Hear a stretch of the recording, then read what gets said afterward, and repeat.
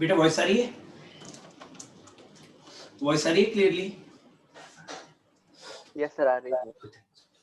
बेटा interference start करते हैं।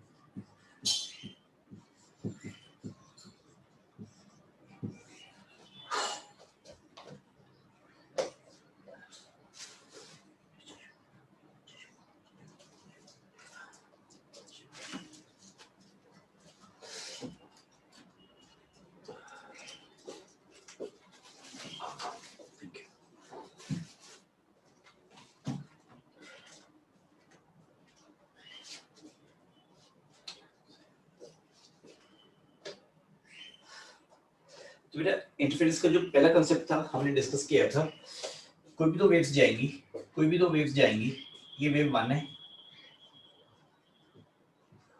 और ये वेव 2 है। इसकी इक्वेशन y1 है, इसकी इक्वेशन y2 है। तो यहाँ पे इस पॉइंट पे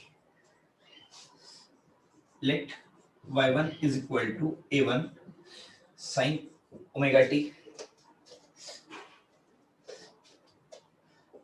प्लस 5। बेटा kx 5 के अंदर ही आएगा, ध्यान रखिएगा। ये वेव जब भी आती है यहाँ पे फेज ज्यादा होता है, यहाँ पे कम होता है, यहाँ पे कम होता है, फेज कम होता जाता है। तो यहाँ पे वेव की इक्वेशन हम ऐसे लिखेंगे sin ओमेगा टी प्लस 5 के अंदर ही kx है, 5 के अंदर ही kx है। y2 is equal to a2 sin omega t plus 5।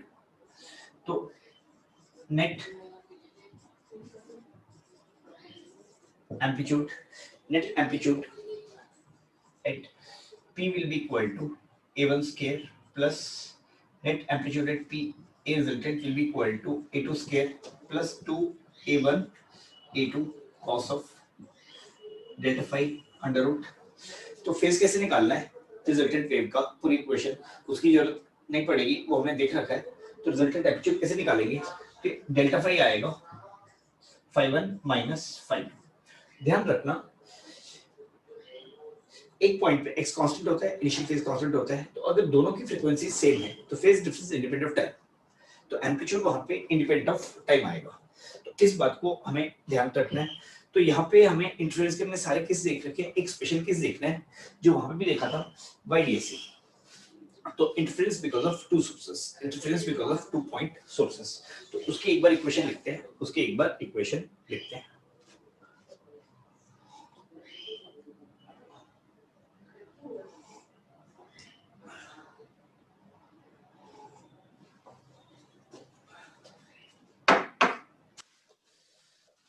बेटा interference because of 2 point sources in space. इस पे सारे क्वेश्चंस करेंगे, मैक्सिमम ने कर रखे हैं, हमें बस एक स्पेशल केस ही देखना है। पर एक बार फिर से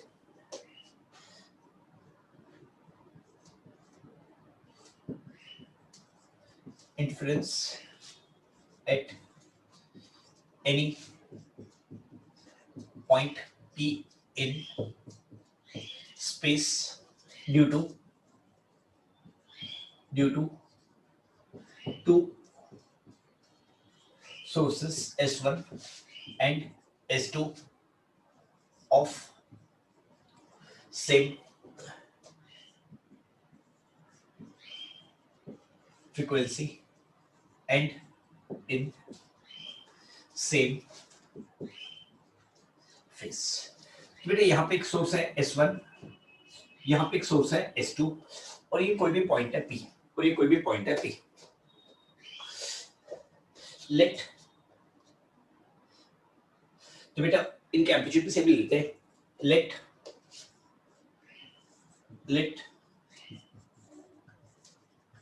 amplitude of S1 and S2 at P B A। तो बेटा यहां से वेव ऐसे जाएगी, यहां से वेव ऐसे जाएगी। तो हमें यहाँ पे फेज डिफरेंस निकालना है, तो हम क्या करते हैं t = 0 की सिचुएशन देखते हैं। t = 0 पे जो फेज डिफरेंस है हर टाइम पे वही फेज डिफरेंस आएगा। Let phase of both sources at t = 0 be 0। तो बेटा t = 0 पे यहाँ का फेज आएगा 0, यहाँ का अगर 0 मानते हैं तो कुछ भी फेज हो सकता है क्योंकि हमें फेज डिफरेंस लेने हैं। जैसे पॉइंट पोटेंशियल मेथड में तो हम t इक्वल टू 0 पे इसका फेज 0 लेते हैं क्योंकि दोनों सेम फेज में, इसका भी फेज 0 आएगा। तो पहली वेव का फेज यहाँ पे कितना आएगा, पहली वेव का फेज यहाँ पे कितना आएगा, पहली वेव का फेज यहाँ पे आएगा 0 माइनस 2 पावर लैम्डा नॉट। बेटा वैक्यूम में ध्यान रखना, वैक्यूम में इनटू S1p, इस चीज को देखना। अगर यहाँ पे मीडियम होता तो ये N1 आता जो हमने कल देखा है, ये N आता। दूसरी वेव का फेज यहाँ पे कितना आएगा 0 minus 2 pi by lambda not S2p। Books में लैम्डा लिखा होता है, अब लैम्डा कभी मत लिखना, वो कंफ्यूजन देगा आपको। जब भी ये फॉर्मूला लिखना है फेज कितना कम हुआ है 2 pi by lambda not wavelength in vacuum, तो रिफ्रैक्टिव इंडेक्स ऊपर मल्टीप्लाई कर दीजिएगा, रिफ्रैक्टिव इंडेक्स ऊपर मल्टीप्लाई कर दीजिएगा। ऑप्टिकल पाथ लेंथ का हमने कांसेप्ट देखा है। तो अपन देखते हैं यहाँ पे डेल्टा फाई कितना आएगा, डेल्टा फाई कितना आएगा, हम मान लेते हैं S2p ज्यादा है, हम मान लेते हैं S2p ज्यादा है, तो ये कितना आ जाएगा phi1 माइनस phi2। अब हमें देखना है इसको cos phi में डालना है, उसको मैं cos phi के अंदर डाला था, तो phi1 माइनस phi2 करो या phi2 माइनस phi1 करो, उससे कोई फर्क नहीं पड़ेगा। बट मेरी हमेशा हैबिट है phi1 माइनस phi2 लेने की, मैं मॉड नहीं लगाऊंगा, उसके पीछे कुछ रीजंस है, उसके पीछे कुछ रीजंस है। बेटा रिकॉर्डिंग अपलोड हो रही है, अब चेक करना कॉस्ट्यूम, एक बार चेक करना और बताना रिकॉर्डिंग होगी या नहीं हुई है। वहां पे physics.youtube. बेटा एक बार चेक करना जरा,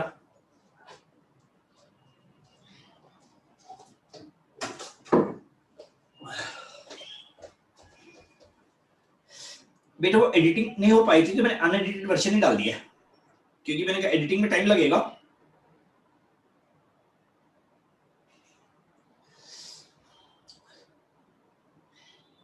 बेटा मैं बोल देता हूँ, लिंक बोल देता हूँ, मैं लिंक कभी बता देता हूँ, एक मिनट मैं चेक कर लेता हूँ क्योंकि मैं एक मिनट चेक करके बता रहा हूँ बेटा।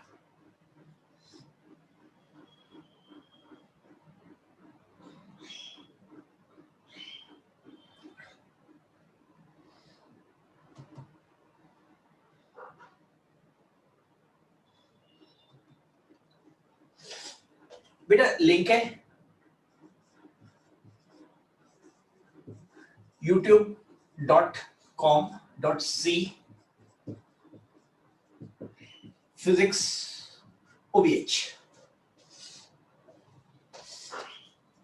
बेटे सारे लोअर केस में, सारे लोअर केस में OVH, ये सारे लोअर केस में एक बार चेक करना। मेरे ख्याल क्योंकि वो एडिट नहीं कर पाया था तो मैंने लोड कर दिया, आज ही कर दिए थे सुबह।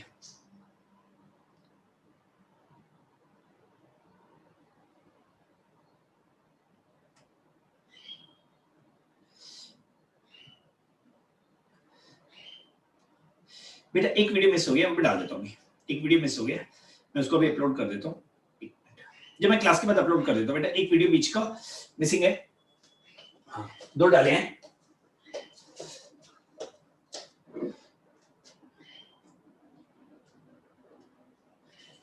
बेटा कल वाला तो पढ़ गया, कल वाला तो पढ़ गया, सैटरडे वाला पहला पढ़ गया, दूसरा डालना है।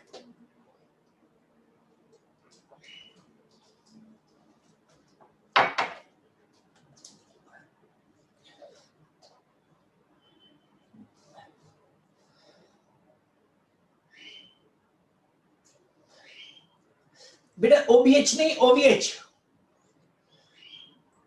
मैं इस पे लिख देता हूं,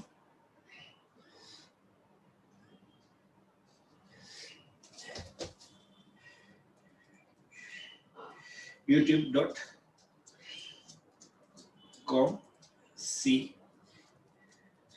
physics OVH। बेटा सारे लोअर केस है,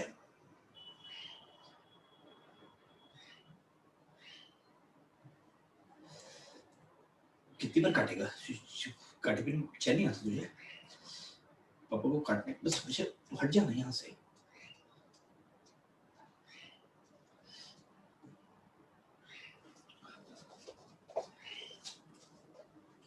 तो बेटा यहाँ पे हम देखेंगे तो ये आ जाएगा 2 pi by lambda not S2p minus S1p। तो यहाँ पे आ जाएगा डेल्टा फाई आ जाएगा 2 पाई lambda naught S2P minus S1P। तो बेटा अगर रिफ्रैक्टिव इंडेक्स पढ़े तो उसमें अब मेरी बात को ध्यान से सुनना, यहाँ पे हमें वेव से डिफरेंट क्या करना है, यहाँ पे हमें वेव से डिफरेंट क्या करना है। वेव्स में वो रिफ्रैक्टिव इंडेक्स का चक्कर ज्यादा नहीं होता है, वेव्स में रिफ्रैक्टिव इंडेक्स का चक्कर ज्यादा नहीं लिया जाता।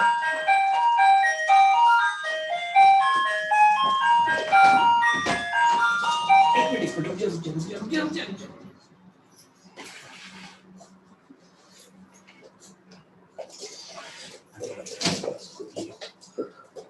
बहुत शरारत है, इसे वो खराब कर देगा, इसे उतार पूरे गिरा देता है पूरा। तो शायद नहीं, कैमरा गिरा देगा, लैपटॉप गिरा देगा, सब गिरा देता है ये।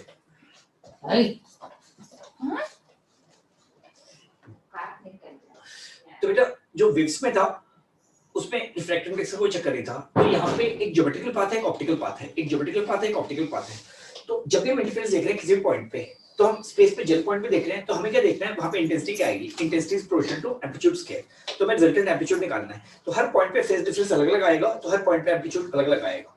तो हर पॉइंट पे फेज डिफरेंस किस पे डिपेंड कर रहा है, S2P माइनस S1P। तो इसको जरा नोट कीजिएगा। तो यहां से मैं आगे करता हूं, यहां से मैं आगे करता हूं। तो बेटा यहां से लिखना शुरू करते हैं।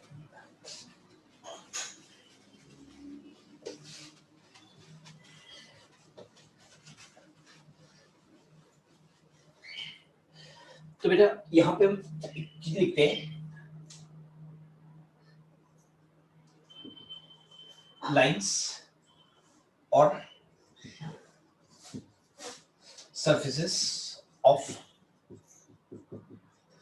maximal and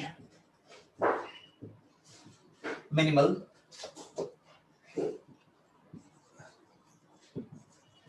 intensity due to two identical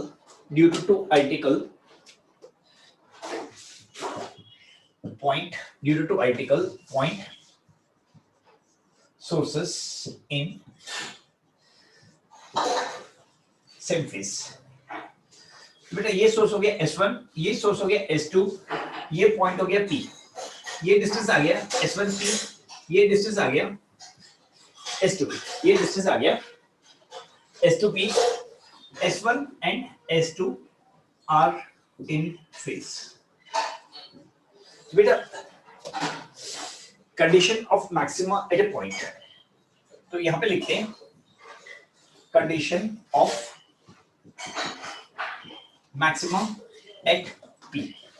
बेटा डेल्टा फाई कितना आना चाहिए, फिर भी मुझे 0, 2 पाई, 4 पाई।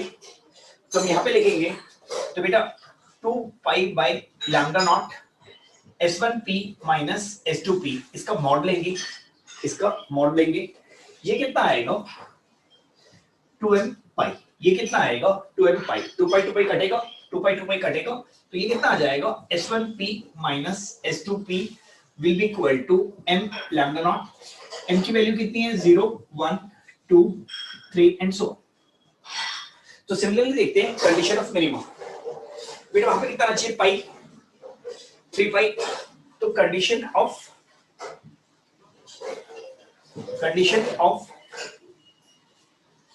मिनिमम एट P ये आएगा 2 pi by lambda naught, 2 pi by lambda naught S1P minus S2P। तो बेटा हम ऑप्टिकल पाथ पे लिख रहे हैं कंडीशंस, हम ऑप्टिकल पाथ पे लिख रहे हैं conditions. This should be equal to m 2m minus 1 into 5। तो यहाँ पे m 1 से स्टार्ट होगा, इसका रीजन हम डिस्कस करेंगे। यहाँ पे m 1 से स्टार्ट होगा, m is equal to 1, 2, 3 and so on। यानी कि कंडीशन आएगी S1P minus S2P will be equal to m minus half lambda naught। तो ध्यान रखिएगा ये m lambda naught आएगा, m lambda नहीं होगा, क्योंकि जो भी रिफ्रैक्टिव इंडेक्स होंगे इससे एक मल्टीप्लाई होंगे।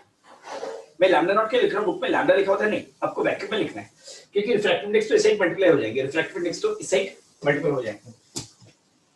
तो हम देखते हैं the points where S1P minus S2P is 0। जितने सब पॉइंट में ये जीरो रहेगा S1P माइनस S2P, वहां पे मैक्सिमा आएगा। जितने पॉइंट्स में S1P माइनस S2P लैम्डा रहेगा वहां पे मैक्सिमा आएगा। जितने सब पॉइंट्स पे S1P minus S2P mod 2 lambda रहेगा वहां पे मैक्सिमा आएगा। तो इसका मतलब ये मैक्सिमा की कंडीशन है। Mod of S1P minus S2P, S1 S2 fixed है। So this means all lines of maximal intensities and minimal intensities will form family of hyperbola. Will form family of hyperbola. This implies all lines of maximal and minimal intensities. All lines of maximal and minimal intensities. All lines of maximal and minimal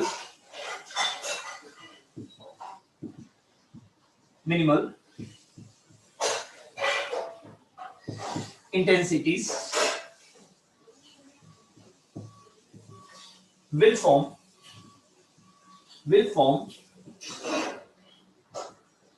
family of hyperbola. Will form family of hyperbola. क्योंकि mod of S1P minus S2P 0 एक straight line आएगी, mod S1P minus S2P 2 एक family of hyperbola आएगा, एक curve x के ऊपर आएगा, एक कर्व x के ऊपर नीचे आएगा। तो हम यहाँ पे देख लेते हैं ये कर्व्स कैसे आएंगे, ये कर्व्स कैसे आएंगे।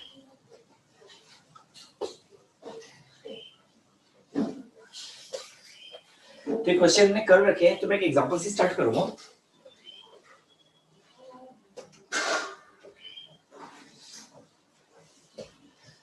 बेटा लाइट डार्क होगा तो प्लीज बोल देना, वो चश्मा टूट गया है, मुझे दिखाई नहीं देगा।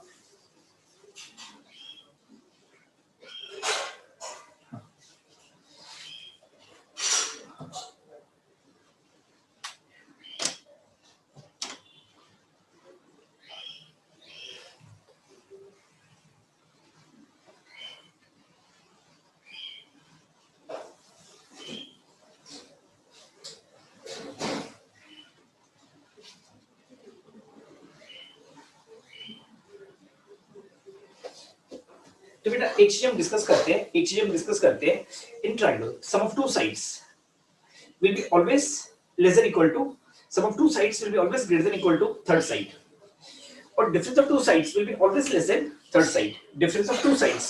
तो बेटा एक ट्रायंगल इनइक्वालिटी होती है, ये S1 ये S2 ये पॉइंट P, क्योंकि हमें डिफरेंस पे काम करना है, तो बेटा ये S1P S2P, तो S1P minus S2P मॉड, इसका mod plus minus will be always less than equal to बेटा ये डिस्टेंस d।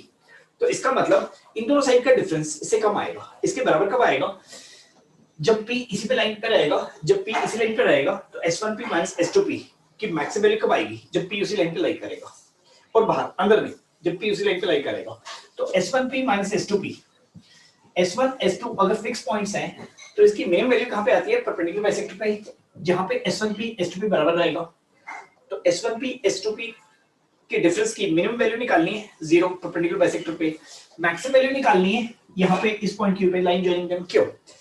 यहाँ पे देख सकते हैं S1P S2P S1 S2 एक ट्रायंगल बनाएगा, सब difference value two sides will be less than equal to third side. Triangle equalities दो होती हैं, एक सम की एक डिफरेंस की, तो इस बात पे ध्यान रखना है। तो हम यहाँ पे क्वेश्चन लिखते हैं,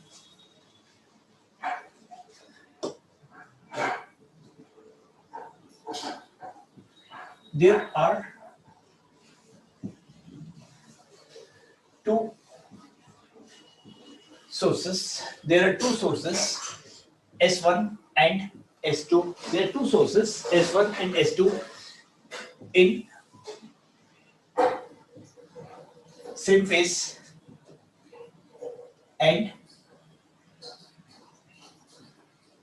wavelength of each is lambda naught. Plot curves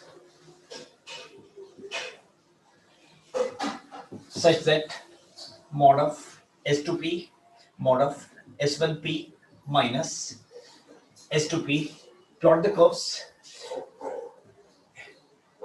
is equal to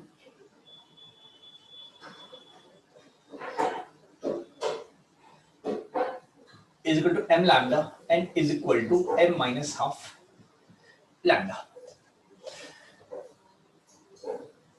तो बेटा यहां पे लेते हैं एक पॉइंट लेते हैं S1, एक लेते हैं S2, इन बीच के डिस्टेंस है D, एक ड्रॉ करते हैं परपेंडिकुलर बाइसेक्टर, एक ड्रॉ करते हैं परपेंडिकुलर बाइसेक्टर। तो यहां पे लिखते हैं ये पॉइंट है, तो यहां पे हम लिखते हैं let delta is equal to S1P minus S2P। तो बेटा मैं मॉड हटा दे रहा हूं, तो मैं मॉड हटा दे रहा हूं, तो मैं यहां पे लिख देता हूं delta is equal to S2P minus S1P। तो ऊपर जाएंगे S2P बड़ा आएगा, नीचे जाएंगे S1P बड़ा आएगा, ऊपर जाएंगे S2P बड़ा आएगा, तो S2P माइनस S1P पॉजिटिव आएगा। डेल्टा इज इक्वल टू, तो बेटा इस लाइन पे डेल्टा कितना आएगा 0। तो यहाँ पे लेते हैं S2P माइनस S1P, बेटा ऊपर लेंगे कोई भी पॉइंट तो पॉजिटिव आएगा। तो let's find locus of all the points where S1P minus S2P is half lambda. तो हाफ लैम्डा की लाइन ऐसे आएगी, तो यहाँ पे आएगा delta is equal to lambda by 2 यानी कि 0.5 लैम्डा। नीचे सिमेट्रिकल एक लाइन आएगी, नीचे एक सिमेट्रिकल लाइन आएगी, delta is equal to minus 0.5 lambda, पर मॉड तो 5.5 लैम्डा ही आएगा। तो बेटा इसके ऊपर एक कर्व आएगा, यहाँ पे डेल्टा आएगा लैम्डा, इसके ऊपर एक कर्व आएगा, यहाँ पे डेल्टा रहेगा 1.5 लैम्डा, यहाँ पे कर्व रहेगा, ये आएगा delta is equal to 2 lambda. ये लास्ट लाइन आएगी delta will be equal to D, ये जो लास्ट लाइन आएगी delta is equal to D. तो S1P माइनस S2P की मिनिमम वैल्यू थी 0, मैक्स वैल्यू थी d, इससे ज्यादा नहीं आ पाएंगे, इससे ज्यादा नहीं आ पाएंगी। नीचे भी देखते हैं, यहाँ पे डेल्टा कितना आ जाएगा माइनस लैम्डा, यहाँ पे डेल्टा कितना आ जाएगा माइनस 1.5 लैम्डा, यहाँ पे डेल्टा कितना आ जाएगा माइनस 2 लैम्डा। तो प्लस माइनस के लिए बता रखा है मॉड के लिए, बट अगर मॉड ऑफ डेल्टा लेंगे तो बेटा यहाँ पे देखेंगे इस लाइन पे जिसपे S1P माइनस S2P 0 है, हर जगह मैक्सिमम आएगा। इस लाइन पे जहां पे हर पॉइंट पे S1P minus S2P half lambda है और यहाँ पे माइनस हाफ लैम्डा है, यहाँ पे हाफ लैम्डा और माइनस हाफ लैम्डा, तो mod of S1P minus S2P half lambda है। तो ऊपर यहाँ पे हर पॉइंट पे डार्क आएगा, यहाँ पे डार्क आएगा, मिनिमा आएगा, मिनिमा को यहाँ पे डार्क बोलेंगे, मिनिमा को यहाँ पे डार्क बोलेंगे। तो बेटा इस पॉइंट को ब्राइट फ्रिंज बोलेंगे, इसको डार्क फ्रिंज बोलेंगे, इसको ब्राइट फ्रिंज बोलेंगे, इसको डार्क फ्रिंज बोलेंगे। तो मैं कुछ क्वेश्चंस दे रहा हूं, इस पे।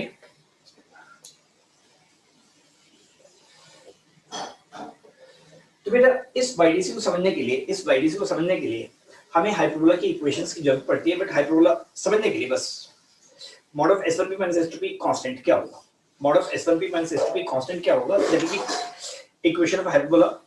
Mod of S1P minus S2P की वैल्यूज कितनी हो सकती है, S1 S2 से 0 तक, S1 S2 से लेके 0 तक।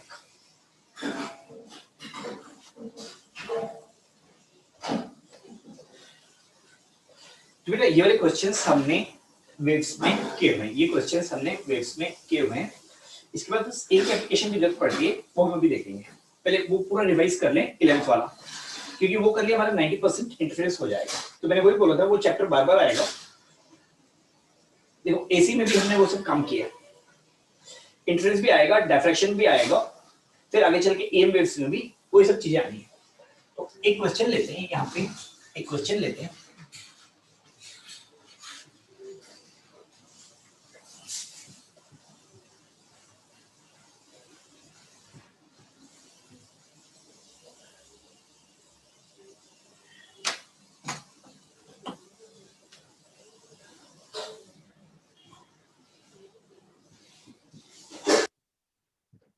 There are two sources of light S1, S2 in same phase and wavelength is lambda naught. Find number of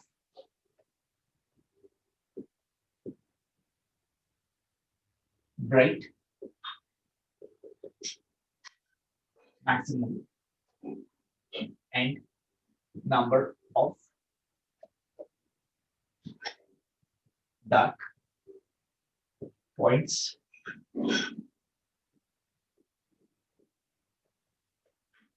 and number of dark point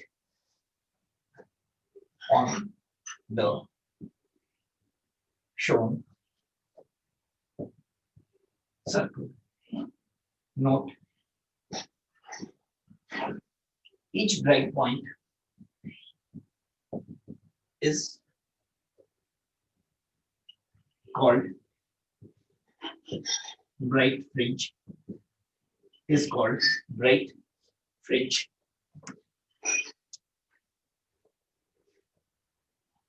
And each dark point is called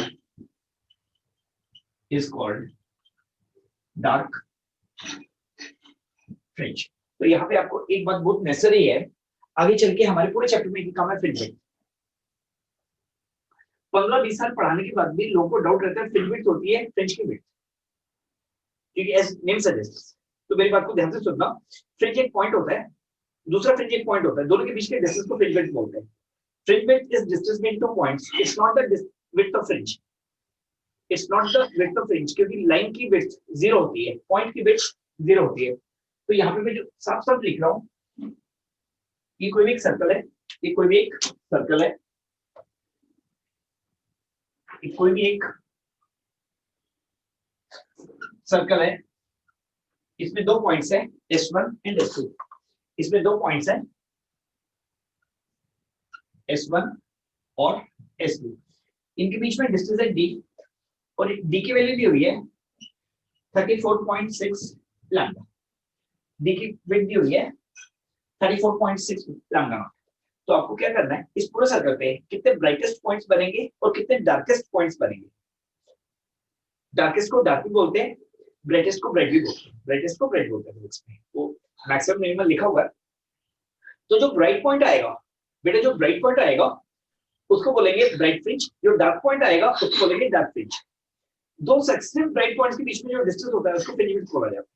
दो successive bright fringes के बीच का जो distance होता है उसे fringe width बोलते हैं।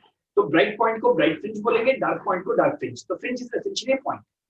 So what I'm trying to say is, note each bright point is called bright fringe and each dark point is called dark fringe. So fringe is essentially a point. It has got no width. Fringe width is totally different. तो उसको बाद में देखेंगे। बेटा इस question को एक बार कीजिएगा, मैं थोड़ा पेन का जुगाड़ करता हूँ।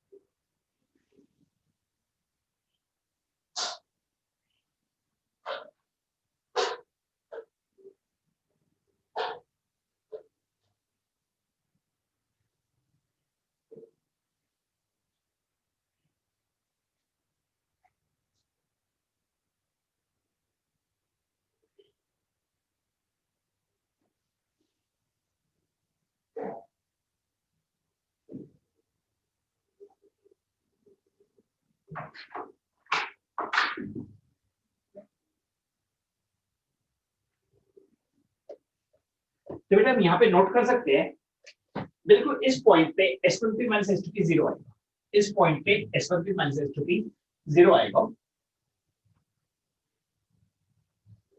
बेटा डी मेरे ख्याल से दिया हुआ है 34.6 लैम्डा, जहां पे तुमने बेटा दिए मुझे याद है 34.6 लैम्डा दिया होगा। तो यहाँ पे इसका सॉल्यूशन लिखते हैं। ये पूरा सर्कल है, ये सोर्स है S1, ये सोर्स है S2, ये वैल्यू है D।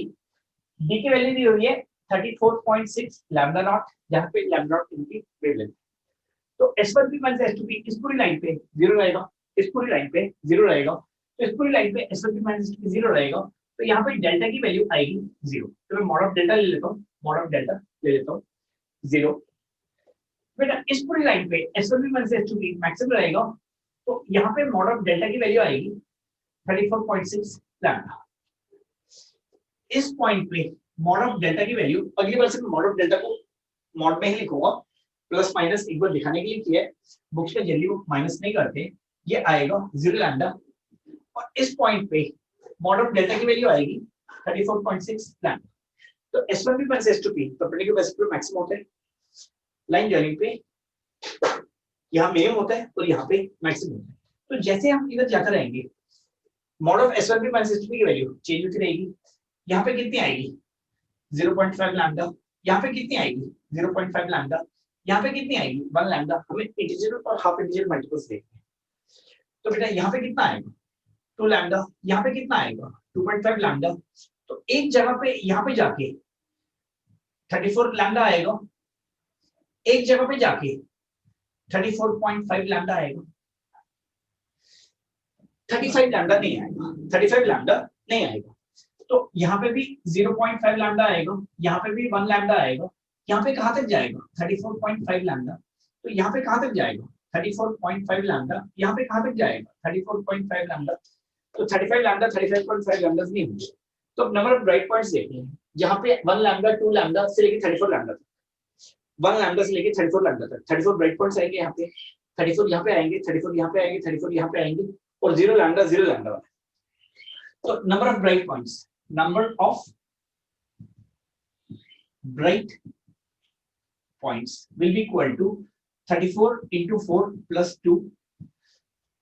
तो कितना आ जाएगा 16, 34 into 4, तो बेटा 34 into 4 ये कितना आ जाएगा 68, 136, 138 आ जाएंगे। तो ये मेरे ख्याल से दिस शुड बी 138, अगर मैंने गलती लिखा है। Number of bright points, number of dark points, number of dark points। तो हाफ लैम्डा से लेके 34.5 लैम्डा यानी कि 35, यानी कि हाफ लैम्डा से लेके 34.5 लैम्डा तक, यानी कि 35 यहाँ पे, 35 यहाँ पे, 35 यहाँ पे, 35 यहाँ पे, 70, 140। नंबर ऑफ डार्क पॉइंट्स कितने आ जाएंगी 140। ये कितने आ जाएंगी 35 into 4 is equal to 140 points. अभी हमें कुछ क्वेश्चंस देखने होते हैं। ऐसा क्वेश्चन एक बार आया था किसी कॉम्पिटिटिव एग्जामिनेशन में, तो कुछ जो टॉप के बच्चों के सवाल है, मैं मतलब सबके नहीं कह रहा, तो उसमें मैं सर्कल में पढ़ाया था, उसमें इलिप्स दे दी, बेटा इलिप्स दे दी। तो कहते हैं सर आपने जो सर्कल में पढ़ाया था वो इलिप्स पूछ लिया। तो बेटा ये सर्कल दिया हो, इलिप्स दिया हो, स्क्वायर दिया हो, या कोई भी कर्व दिया हो, उससे क्या फर्क पड़ता है, वही आएगा। तो कई बार चीजों को थोड़ा बदलते हैं यूजलेसली। आपको देखना चीजें किस पे डिपेंड करती है, कभी नहीं देखना चीज किस पे डिपेंड नहीं करती, क्योंकि डिपेंड बहुत कम चीजों पे करती है। मेरी आई बहुत कम चीजों पे डिपेंड करती है, नहीं डिपेंड करती है इनफाइनाइट चीजें। मेरी हेल्थ बहुत कम चीजों पे डिपेंड करती है, जो नहीं करती है वो इनफाइनाइट है। अब उनको पढ़ो या वो देखो जिन पे डिपेंड करती है। तो हमेशा एटीट्यूड ऐसे रखना है, तो सारे काम सही होंगे।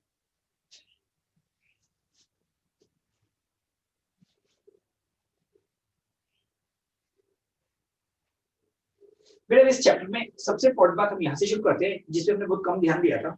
हमें हमेशा S1P माइनस S2P निकालना होगा, हमें हमेशा S1P माइनस S2P निकालना होगा। तो देखते हैं S1P माइनस S2P ज्योमेट्रिकली कैसे निकालते हैं, कहाँ पे निकालना इजी होता है, कहाँ पे निकालना मुश्किल होता है। तो यहाँ पे थोड़ा सा डिस्कशन करेंगे, यहाँ पे थोड़ा सा डिस्कशन करेंगे determination of S1P minus S2P। तो मैं एक दो चीजें पहले डिस्कस कर देता हूँ। बेटा S1P, ये S1 पॉइंट है, ये S2 पॉइंट है, दो सोर्सेस फिक्स्ड है। हमें किसी भी पॉइंट पे मैक्सिमम मिनिमा निकालना है, तो हमें फेज डिफरेंस निकालना होगा। फेज डिफरेंस के लिए क्या करना होगा S1P माइनस S2P। तो S1P माइनस S2P हम कैसे निकालेंगे, बेटे लेंगे P, तो एक छोटा होगा एक बड़ा होगा, एक छोटा होगा एक बड़ा होगा। तो यहाँ पे हम क्या करेंगे बेटा S1P इस पॉइंट से लेके अगर ये छोटा है एक सर्कल ऐसे ड्रॉ कर देंगे बेटा, इस पॉइंट से इस रेडियस का एक सर्कल ड्रॉ कर देंगे तो ये लेंथ बराबर आएगी, ये लेंथ बराबर आएगी। S1P माइनस S2P का डिफरेंस हमें ऐसे दिखाई देगा। तो S1P माइनस S2P का डिफरेंस हमें ऐसे दिखाई देगा। यानी कि अगर मैं ऐसे करूं, यानी कि अगर मैं सिमेट्रिक रख दूं, फिर ये एंगल अल्फा है तो ये है S1, ये पॉइंट है S2 और ये है P और ये है P। तो S1 S2P निकालना है तो मैं पहले निकालूंगा अल्फा, तो 180 में से अल्फा माइनस करूंगा और तो हाफ एंगल लूंगा उसके। बेटा अगर अल्फा 30 डिग्री है तो 180 में से अल्फा माइनस किया 150, 150 के दो भाग किया 75, 75। तो यहाँ पे 75 से एक लाइन ड्रॉ की तो ये भी 75 आएगा। तो S1P माइनस S2P हो जाएगा इतना, तो S1P माइनस S2P हो जाएगा इतना। तो अपन क्या करेंगे बेटा, ये ज्योमेट्रिकल कंस्ट्रक्शन करके करेंगे, मैथमेटिकल थोड़ी दिक्कत देगा, मैथमेटिकल थोड़ी दिक्कत देगा। तो हम देखते हैं S1P माइनस S2P कब बहुत इजीली निकलता है, कब बहुत इजीली निकलता है। तो एक काम करते हैं, हम S1 S2 दो पॉइंट्स लेते हैं, P लेते हैं बहुत दूर पे, P लेते हैं बहुत दूर पे। P जितना दूर पे आएगा ये दोनों पॉइंट्स उस पे कम एंगल सब्टेंड करेंगे, उस पे कम एंगल सब्टेंड करेंगे। तो हम एक केस लेते हैं जहां पे ये एंगल बेटा बहुत छोटा है, ये एंगल बहुत छोटा है, ये एंगल बहुत छोटा है। तो 180 में से बहुत छोटे को हटाएंगे तो 180 रहेगा। तो S1P माइनस S2P निकालना है तो अपन क्या करेंगे, इस पॉइंट से दूसरे पे परपेंडिकुलर ड्रॉ करते हैं। अब ये हमें पता है, इससे दूसरे पे परपेंडिकुलर ड्रॉ करते हैं तो ये 90, ये भी करीब 90। तो S1P माइनस S2P कितना आ जाएगा, कितना आ जाएगा। तो देखते हैं S1P माइनस S2P इजीली कब निकलता है। तो यहाँ पे हम देखते हैं डिटरमिनेशन ऑफ S1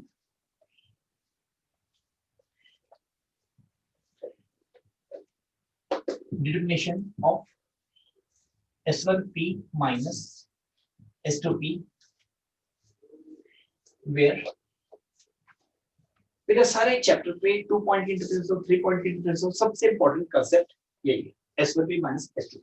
ये निकाल S1 and S2 are fixed points and P is far away such that angle S1P S2 is very small।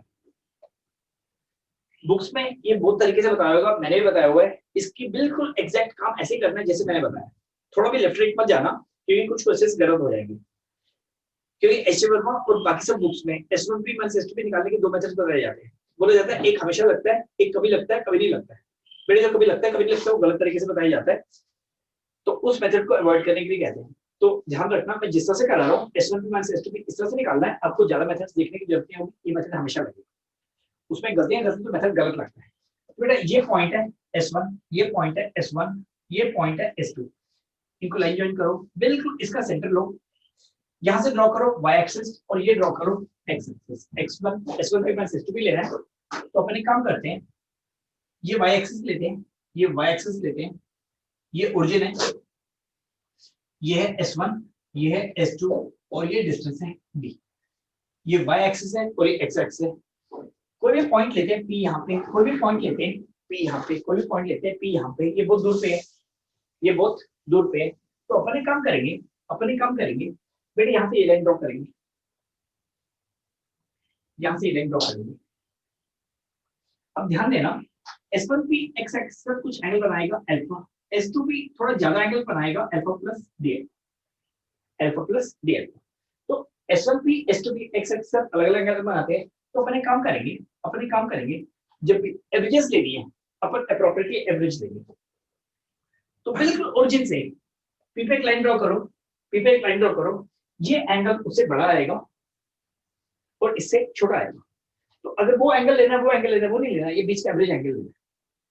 तो बेटा ये वाला एंगल फाई, ये वाला एंगल फाई, ये वाला एंगल हम फाई लेते हैं। तो हमें क्या निकालना है, और बेटा इस एंगल को लिख दो डी ऑफ अल्फा बहुत छोटा है, डी ऑफ अल्फा बहुत छोटा है, ये एंगल बहुत छोटा है। तो हमें S1P माइनस S2P निकालना है, तो हमें S1P माइनस S2P निकालना है।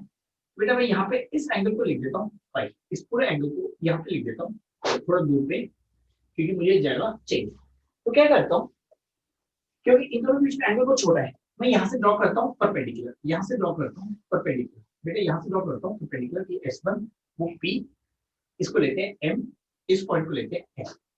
बेटा अगर ये एंगल बहुत छोटा है, ये तीनों लाइंस अप्रोक्सीमेटली पैरेलल है, अगर वो एंगल छोटा है, ये तीनों लाइंस अप्रोक्सीमेटली पैरेलल है, ये वाली लाइन इसके भी नॉर्मल है, इसके भी नॉर्मल है, इसके भी नॉर्मल है, ये वाली लाइन इसके भी नॉर्मल है, इसके भी नॉर्मल है, इसके भी नॉर्मल है, तो S1P माइनस S2P कितना आएगा? तो बेटा यहाँ पर देख सकते हैं S1P is equal to M into P। S1P कितने का रहेगा? M into P। तो S2P माइनस S1P, तो यहाँ पे देख सकते हैं S2P माइनस S1P कितना आ जाएगा? S2 into M, S2 into M। अब मेरी बात को ध्यान से सुनना बेटे, ये तीनों लाइन अप्रोक्सीमेटली पैरेलल है, ये तीनों लाइन अप्रोक्सीमेटली पैरेलल है, ये जो सेंट्रल लाइन है उसके बीच का एंगल है फाई, ये जो सेंट्रल लाइन है और इसके बीच का एंगल है फाई। अब मेरी बात को ध्यान से सुनना, ये सेंट्रल लाइन और उसके बीच का एंगल है फाई, ये वाली लाइन सेंट्रल लाइन के परपेंडिकुलर है और ये वाली लाइन इसके परपेंडिकुलर है, तो दो लाइन के बीच में एंगल फाई, उनके परपेंडिकुलर के बीच में एंगल फाई आएगा, तो ये एंगल आएगा फाई, तो ये एंगल आएगा फाई, तो S2M कितना आएगा? D sin phi. तो S2M कितना आएगा? D sin phi. तो हम यहाँ पे लिखेंगे S2P minus S1P will be equal to D sin phi, D sin phi। ये डेरिवेशन कर दिए, ये डेरिवेशन कर दिए, तो डेरिवेशन जब भी देखते हो ऐसे देखता हूँ, बट जब भी यूज करना है कैसे करना है वो मैं लिख देता हूँ।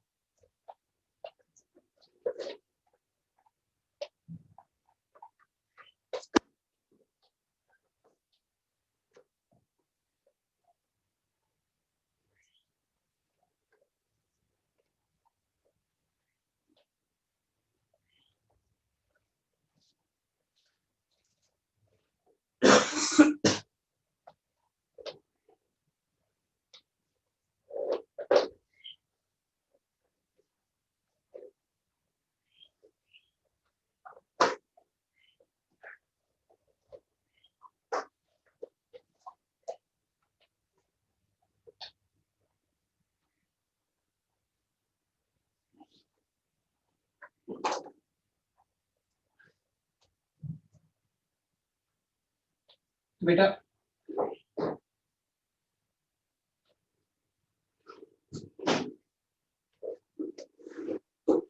बेटा यहाँ पे इस इंपॉर्टेंट पॉइंट को नोट किया जाएगा, if P is very far away from S1 and S2, तो ये पॉइंट S1 है, ये पॉइंट S2 है, इनके बीच का डिस्टेंस है D। आपको S1P माइनस S2P निकालना है, ये लाइन ज्वाइन कीजिए, ये परपेंडिकुलर ऐसे ज्वाइन कीजिए, बेटा कोई भी पॉइंट P है, फिर एक्स एक्सिस और ये y, ऐसे लिख देंगे तो बिल्कुल क्लियर हो जाएगा, ऐसे लिख देंगे, तो ये बस इतना ड्रॉ करना है, ये वाला एंगल है y, तो आपको यहाँ पे दिख रहा है S2P बड़ा है, S1P छोटा है, S1P माइनस S2P माइनस में आएगा और S2P माइनस S1P प्लस में आएगा, तो मॉड से हमें थोड़ा बचना चाहिए, हमें पता रहना चाहिए हम कर क्या रहे हैं, तो हम यहाँ पे लिख सकते हैं S2P minus S1P will be equal to D sin।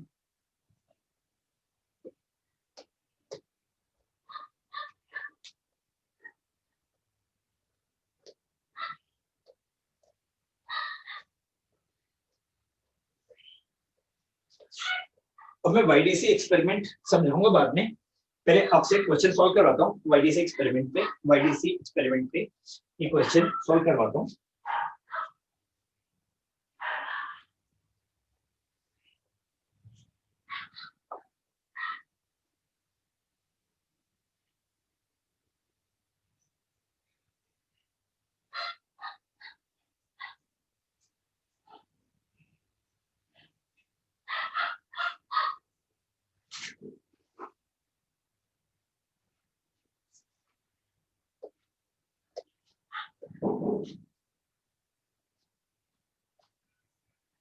यहाँ पे क्वेश्चन दे रहा हूँ, क्योंकि हमारे पास जो थ्योरी है, तो इसके बाद हम YDC एक्सपेरिमेंट पूरा डिटेल्स में लेंगे, उसके बहुत सारी एप्लीकेशन है, बहुत सारी चेंजेस है, तो आज और कल पूरा लगेगा YDC पे, आज और कल पूरा लगेगा, पर मैं पढ़ाने से पहले कुछ क्वेश्चंस पूछता हूँ यहाँ पे। S1 and S2 are two sources of light having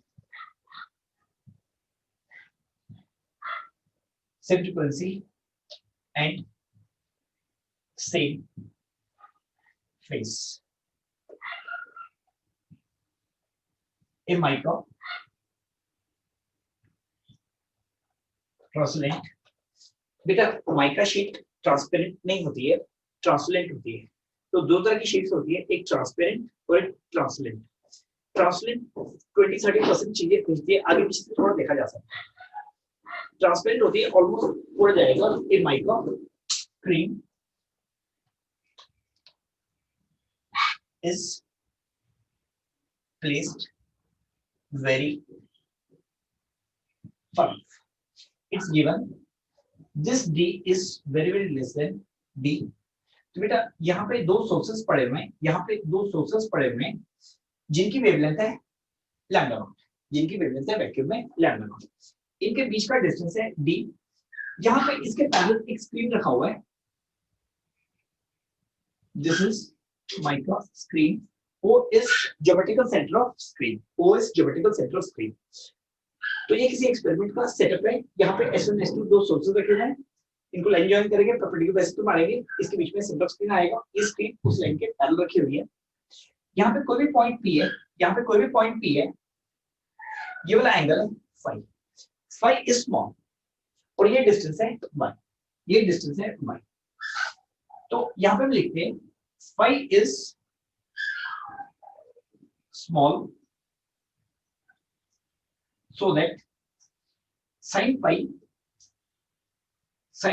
can be taken equal to tan phi।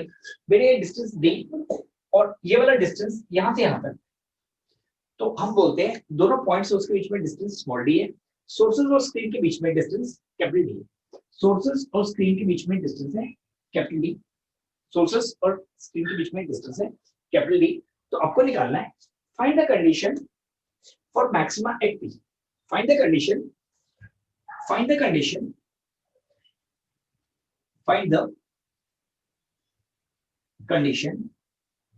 For maxima and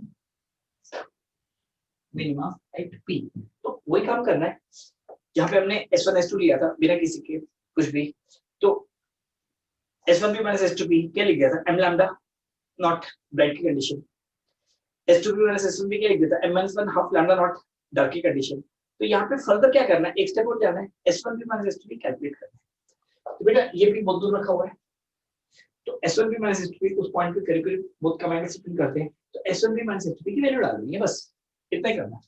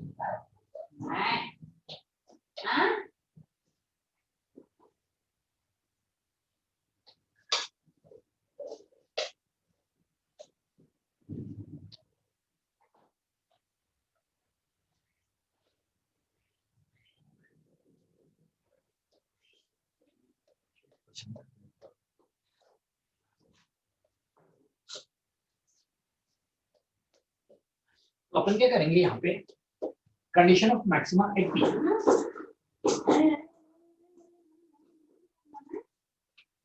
condition of maxima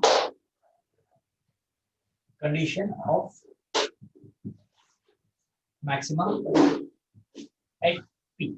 अब ध्यान से देखना, मैं मॉड वगैरह नहीं ले रहा, S2P बड़ा है S1P छोटा है, तो S2P माइनस S1P ये आएगा m लैम्डा नॉट।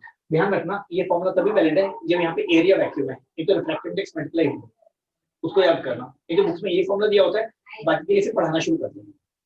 तो हमें वो सब काम नहीं करने, हमें जनरल फॉर्मूले से ही स्टार्ट करना है। क्या आएगा m lambda naught, condition of बेटा S2 माइनस S1P को क्या लिखेंगे, d sin phi naught is equal to m lambda naught, m lambda naught. Because P is very near to center of screen, because P is very near to center of screen, because P is very near to center of screen, ये phi angle छोटा दिया हुआ है, phi angle छोटा दिया हुआ है, phi बड़ा नहीं है, तो हम sin phi को लिख सकते हैं, हम sin phi को लिख सकते हैं tan phi, sin phi can be taken equal to tan phi, तो ये आ जाएगा d tan phi, कितना आ जाएगा y by d।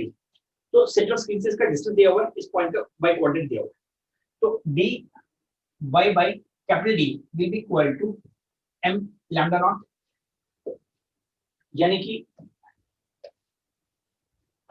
हम यहाँ पे लिखते हैं, y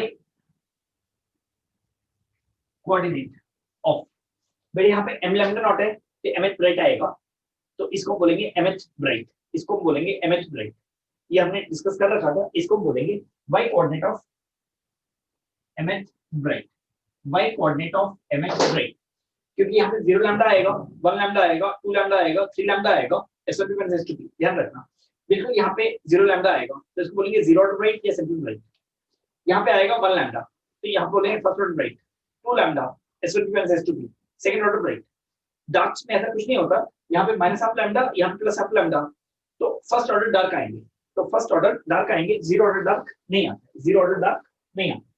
mth bright ym will be equal to m lambda naught capital D by small d।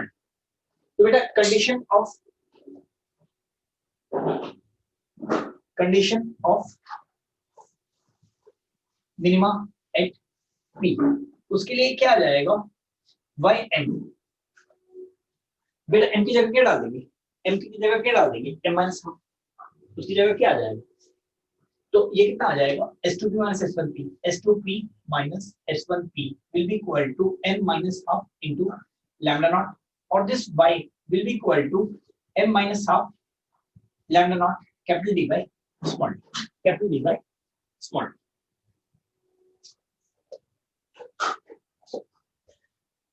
तो बेटा एक बात देखते हैं, अगर ये स्क्रीन बहुत दूर पे रखा हुआ है, तो S1P माइनस S2P हम बहुत आराम से कैलकुलेट कर सकते हैं, वो कितना आएगा d sin phi, अगर ये P near to centre screen है, ये sin phi को tan phi लिख सकते हैं, तो ये sin phi को tan phi लिख सकते हैं, क्योंकि अगर sin phi लिखेंगे तो बेटा y by ये डिस्टेंस आएगा, अगर tan phi लिखेंगे तो सीधा y कोऑर्डिनेट आ जाएगा, अब देखते हैं YDC एक्सपेरिमेंट,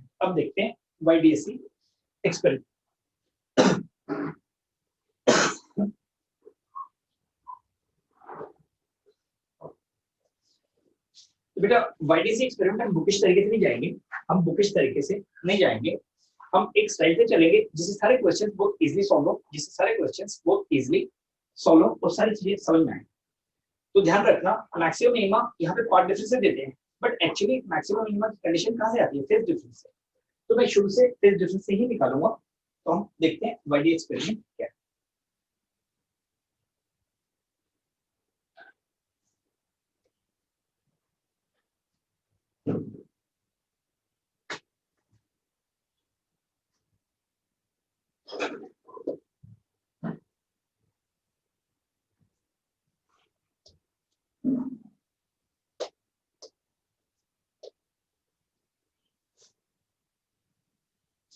Young's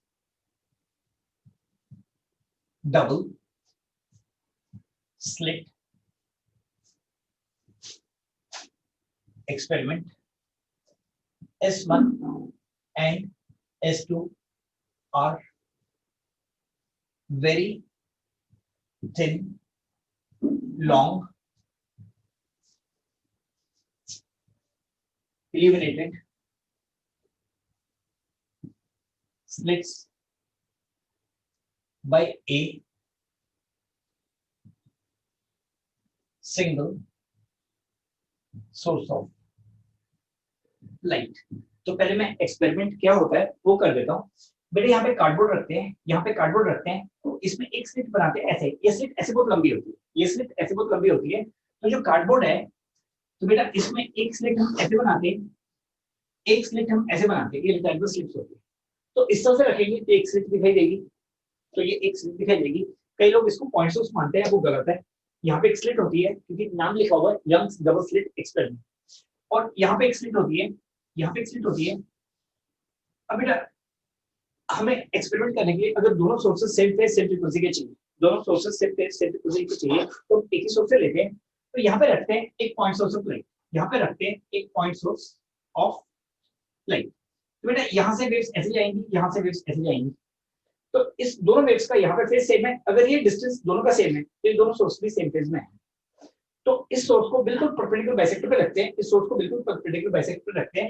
तो अगर मैं यहाँ से देखूंगा तो मुझे पॉइंट सोर्स दिखाई देगा, मुझे जो लाइट की स्लिट सोर्स दिखाई देगी। तो एक सोर्स आएगा S1, एक सोर्स आएगा S1, एक सोर्स आएगा S2। इनके बीच के डिस्टेंस को लिखते हैं D, इनके बीच के डिस्टेंस को लिखते हैं D। ये इनके बीच के डिस्टेंस को लिखते हैं D। ये एक स्क्रीन है, ये एक स्क्रीन है। ये जनरली माइका का होता है या ट्रांसलेट होता है, क्यों?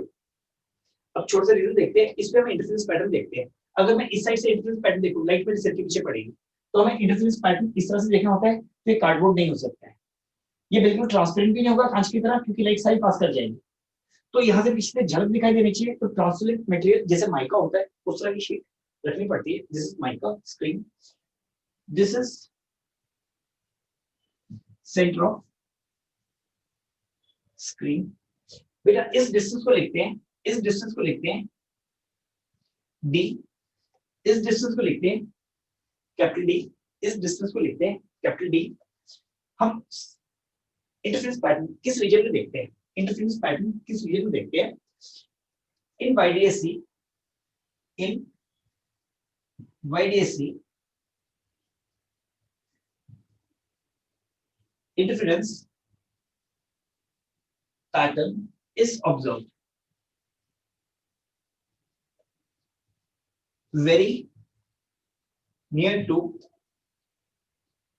center of screen। तो बेटा मैं यहां से एक पॉइंट P बनाता हूं, ये ऑब्जर्वेशन पॉइंट है,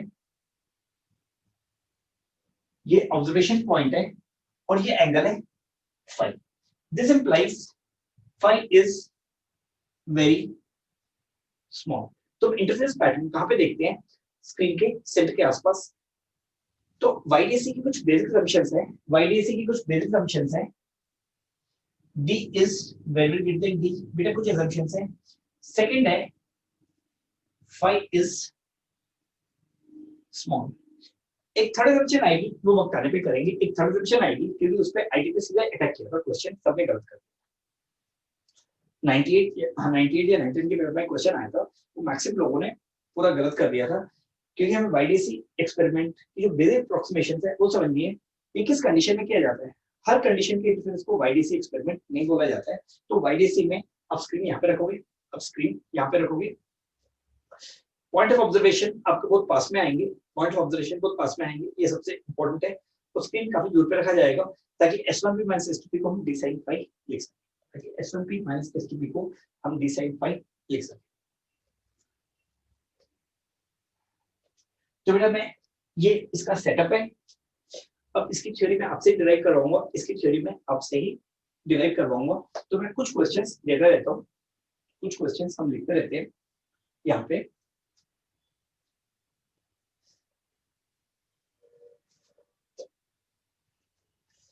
तो फिर हम पाथ डिफरेंस बाद में लेंगे, हम पहले फेज डिफरेंस लेंगे, हम पहले फेज डिफरेंस लेंगे, पाथ डिफरेंस हम बाद में लेंगे।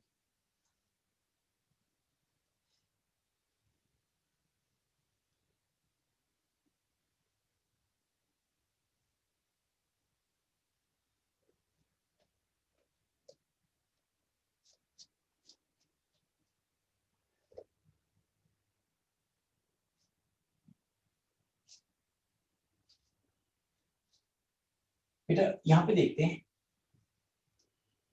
Face difference due to interfering waves from S1 and S2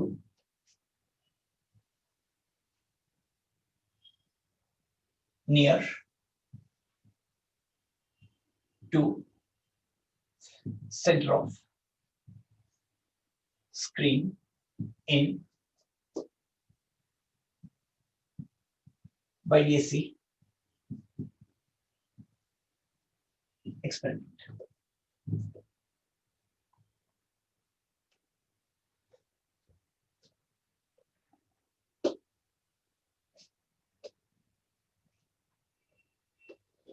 तो यहाँ पे बेटा YDSC का बुक में कैसे किया होता है ये जो डिस्कस कर रहा हूँ ये सबसे इंपॉर्टेंट पॉइंट है। मैक्सिमम क्वेश्चन समझने के लिए YDSC का अगर ये सेटअप माइंड में रहेगा तो सारे क्वेश्चंस बहुत आराम से सॉल्व कर सकते हैं, समझ में आ जाएंगे। सॉल्व करना बात की बात है, समझ में आ जाएंगे, नहीं तो समझ में नहीं आएंगे, बुक में जाएंगे तो समझ में नहीं आएंगे। तो यहाँ पे नोट करना शुरू करते हैं। Let phi1 and phi2 be phase of waves from S1 and S2 at any point on screen near its center. Locate the points where phi1 minus phi2 is phi1 minus phi2. Locate the points P where phi1 minus phi2 is 0, plus minus pi, plus minus 2 pi, plus minus 3 pi, plus minus 4 pi, plus minus 5 pi and so on. तो बेटा मैं यहाँ पे diagram draw कर देता हूँ, मैं यहाँ पे डायग्राम ड्रॉ करता हूँ। ये है स्क्रीन, ये है स्क्रीन, सोर्स और स्क्रीन के बीच का डिस्टेंस d, ये है S1, ये है S2, दोनों सेम फेज में है, दोनों की वेवलेंथ है लैम्डा नॉट इन वैक्यूम और ये डिस्टेंस है d, ये डिस्टेंस है d, ये डिस्टेंस है d। तो इसका सॉल्यूशन मैं करूंगा, अब इसको उतार दीजिएगा, अब इसको उतार दीजिए। तो बेटा हमें पता है दो वेव्स के बीच में फेज डिफरेंस अगर 0 आएगा तो मैक्सिमम आएगा, दो वेव्स के बीच में फेज डिफरेंस अगर पाई आएगा तो मिनिमम आएगा, दो वेव्स के बीच में फेज डिफरेंस अगर 2 पाई आएगा तो जहां पे 0 आएगा उसे बोलेंगे सेंट्रल राइट है, जहां पे पाई आएगा उसे बोलेंगे फर्स्ट डार्क है, जहां पे प्लस माइनस 2 पाई आएगा उसे बोलेंगे फर्स्ट ब्राइट है, जहां पे प्लस माइनस 3 पाई आएगा वो सेकंड डार्क आएगा, जहां पे प्लस माइनस 4 पाई आएगा वो सेकंड ब्राइट आएगा। Central bright, zero bright, first bright, second bright, third bright, first dark, second dark, third dark, ये नॉमेनक्लेचर रहता है, ये नॉमेनक्लेचर रहता है।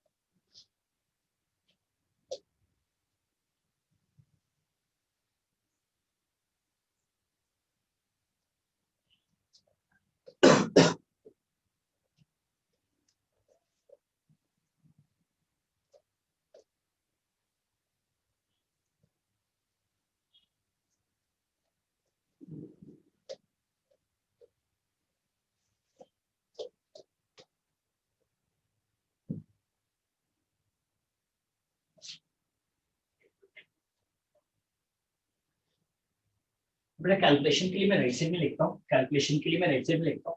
पहले हम थ्योरेटिकली देखते हैं, जितना दूर जाएंगे सोर्स से फेज उतना कम होता है, जितना दूर जाएंगे सोर्स से फेज उतना कम होता है। ये सोर्स है S1, ये सोर्स है S2, ये है स्क्रीन, ये है स्क्रीन। बेटा बिल्कुल सेंटर पे S1 S2 दोनों सेम फेज में आएंगे, तो पहले सोर्स का फेज यहाँ पे phi1, तो हम यहाँ पे लिखते हैं let delta phi be equal to phi1 minus phi2. Phi1 is equal to phase of wave due to S1, phi 2 is equal to phase of wave due to S2. तो बेटा हमें पता है फेज डिफरेंस पहली wave का phase time के साथ increase करता रहेगा, दूसरी वेव का फेज टाइम के साथ इंक्रीज करता रहेगा, बट फेज डिफरेंस टाइम के साथ सेम रहेगा। तो किसी पॉइंट फेज डिफरेंस निकालना है, t 0 पे निकाल लो। तो t 0 पे यहाँ का फेज 0 लेते हैं, यहाँ का फेज 0 लेते हैं, तो यहाँ का फेज कितना आ जाएगा, यहाँ का फेज कितना आ जाएगा t 0 पे पाई 1 आ जाएगा 0 minus 2 pi by lambda naught S1p। दूसरी वेव का t 0 पे यहाँ पे फेज कितना आ जाएगा, phi 2 will be equal to 0 minus 2 pi by lambda naught into S2p. S1p S2p same है, परपेंडिकुलर टू पे है, तो यहाँ का फेज 0, यहाँ का फेज कम होगा, यहाँ का फेज 0, यहाँ का कम होगा, दोनों डिस्टेंस सेम है तो दोनों का सेम मोड से कम होगा। तो phi 1 minus phi 2 कितना है 0। तो बिल्कुल यहाँ पे डेल्टा फाई की वैल्यू आएगी 0, डेल्टा फाई की वैल्यू आएगी 0। थोड़ा ऊपर जाते हैं बेटा, ये डिस्टेंस यहाँ से ये डिस्टेंस थोड़ा कम होगा, ये थोड़ा बढ़ेगा, तो ये डिस्टेंस छोटा है, ये ज्यादा है, तो पहले का फेज लेस अमाउंट में कम होगा, दूसरे का फेज ज्यादा अमाउंट में कम होगा। तो phi 1 minus phi 2, तो phi 1 minus phi 2, तो यहाँ पे हम देख सकते हैं इसका फेज लेस अमाउंट से कम हुआ है, इसका फेज ज्यादा अमाउंट से कम हुआ है, तो ज्यादा अमाउंट से कम हुआ तो छोटा होगा, तो इसका फेज ज्यादा होगा, इसका फेज कम होगा, तो यहाँ पे दोनों का फेज बराबर है। तो जैसे ऊपर जा रहे हैं पहले का फेज और दूसरे फेज में गैप बढ़ना शुरू हो रहा है, तो यहाँ पे डेल्टा फाई आएगा, यहाँ पे डेल्टा फाई आएगा पाई। अब थोड़ा नीचे जाते हैं बेटे, यहाँ पे फेज phi 1 और phi 2 सेम, थोड़ा नीचे जाते हैं, ये डिस्टेंस बढ़ जाएगा, ये कम हो जाएगा, तो पहले का फेज कम होगा, दूसरे का ज्यादा होगा, तो जैसे हम ऊपर जाएंगे फेज डिफरेंस बढ़ना शुरू होगा, जैसे हम जाएंगे फेज डिफरेंस बढ़ना शुरू होगा, बट नेगेटिव साइन के साथ। तो यहाँ पे डेल्टा फाई आएगा, यहाँ पे डेल्टा फाई आएगा माइनस पाई, यहाँ पे डेल्टा फाई आएगा माइनस पाई। थोड़ा और ऊपर जाएंगे, इसका फेज और ज्यादा कम होगा, यानी कि फेज डिफरेंस बढ़ेगा, तो यहाँ पे डेल्टा फाई आएगा, यहाँ पे डेल्टा फाई आएगा 2 पाई, यहाँ पे डेल्टा फाई आएगा माइनस 2 पाई। थोड़ा और ऊपर चलते हैं बेटे, यहाँ पे फेज डिफरेंस 0, यहाँ पे फेज डिफरेंस पाई, यहाँ पे फेज डिफरेंस 2 पाई, यहाँ पे फेज डिफरेंस 3 पाई, तो यहाँ पे फेज डिफरेंस कितना आएगा 3 पाई, यहाँ पे फेज डिफरेंस कितना आएगा माइनस 3 पाई, क्योंकि यहाँ पे दोनों सेम डिस्टेंस से वेव्स आ रही हैं, तो दोनों का फेज सेम अमाउंट से कम होगा। यहाँ पे पहले का फेज थोड़ा लेस कम होगा, दूसरे का मोर कम होगा। अब बेटा कम ज्यादा कम तो गड़बड़ होगी, तो मैं आधा इंग्लिश आधा हिंदी में बोल देता हूँ। यहाँ पे जाएंगे, इसका फेज तो कम होगा, इसका ज्यादा अमाउंट से कम होगा और ज्यादा अमाउंट से कम होगा, क्योंकि ये डिस्टेंस बढ़ता जा रहा है। जैसे ऊपर जाएंगे ये डिस्टेंस तो पहले कम होकर फिर बढ़ेगा, बट ये डिस्टेंस तो कंटिन्यूअसली बढ़ता जाएगा, तो फेज डिफरेंस ऊपर पॉजिटिव होगा, नीचे नेगेटिव होगा, तो यहाँ पे फेज डिफरेंस 0 होगा। यहाँ पे बोलते हैं 0 ऑर्डर ब्राइट, तो बेटा इसको बोलते हैं 0 ऑर्डर ब्राइट। ये होता है फर्स्ट ऑर्डर डार्क, ये आएगा फर्स्ट ऑर्डर डार्क, ये होगा first order bright, first order bright, ये आएगा फर्स्ट ऑर्डर ब्राइट। बेटा ये आएगा सेकेंड ऑर्डर डार्क, ये आएगा सेकेंड ऑर्डर डार्क। बेटा all these points where phase difference is 0, all points on screen, all points on screen where there is maxima or minima are called fringes. The distance between any two successive maxima or successive minima is called fringes. The distance between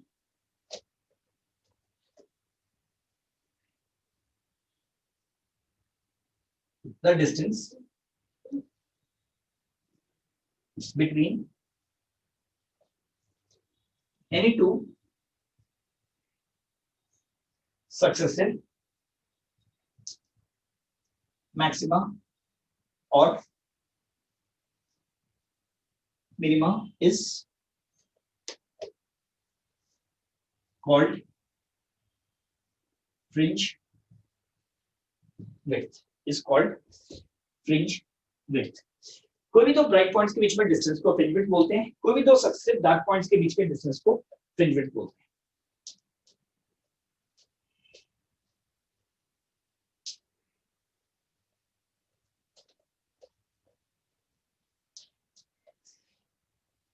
बेटा magnetism वाला कल का lecture हो गया था, Saturday को जो lecture दिया था संडे को नहीं लिया था, उसका फर्स्ट पार्ट अपलोड कर दिया है। मैं एडिट नहीं कर पाया क्योंकि एडिटिंग में बहुत टाइम लग रहा है, तो मैं उसको अपलोड करता हूँ बिना एडिटिंग के।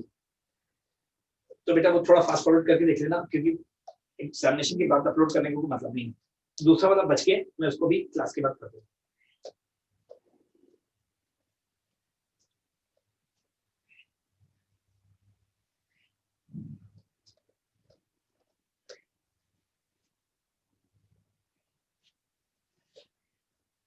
तो बेटा अब हमें एक्सप्रेशन निकालना है फ्रिंज विड्थ का, अब हमें एक्सप्रेशन निकालना है फ्रिंज विड्थ का, अब हमें एक्सप्रेशन निकालना है। तो ये सबसे इंपॉर्टेंट बात थी, फर्स्ट ऑर्डर ब्राइट क्या होगा, सेकंड ऑर्डर ब्राइट क्या होगा।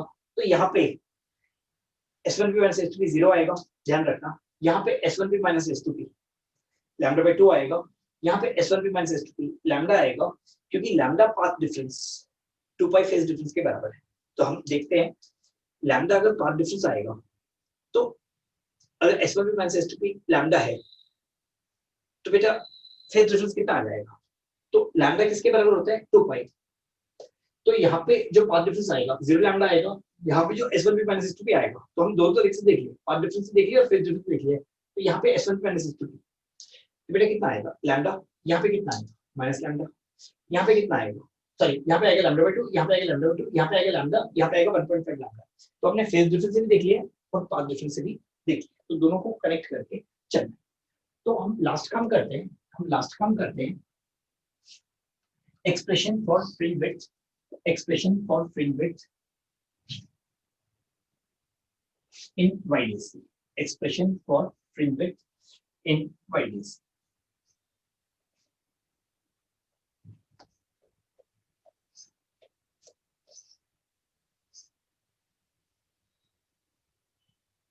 Expression for fringe width in YDC. तो बेटा YDC एक्सपेरिमेंट में हम डिफॉल्ट लिख लेते हैं, ये S1 ये S2।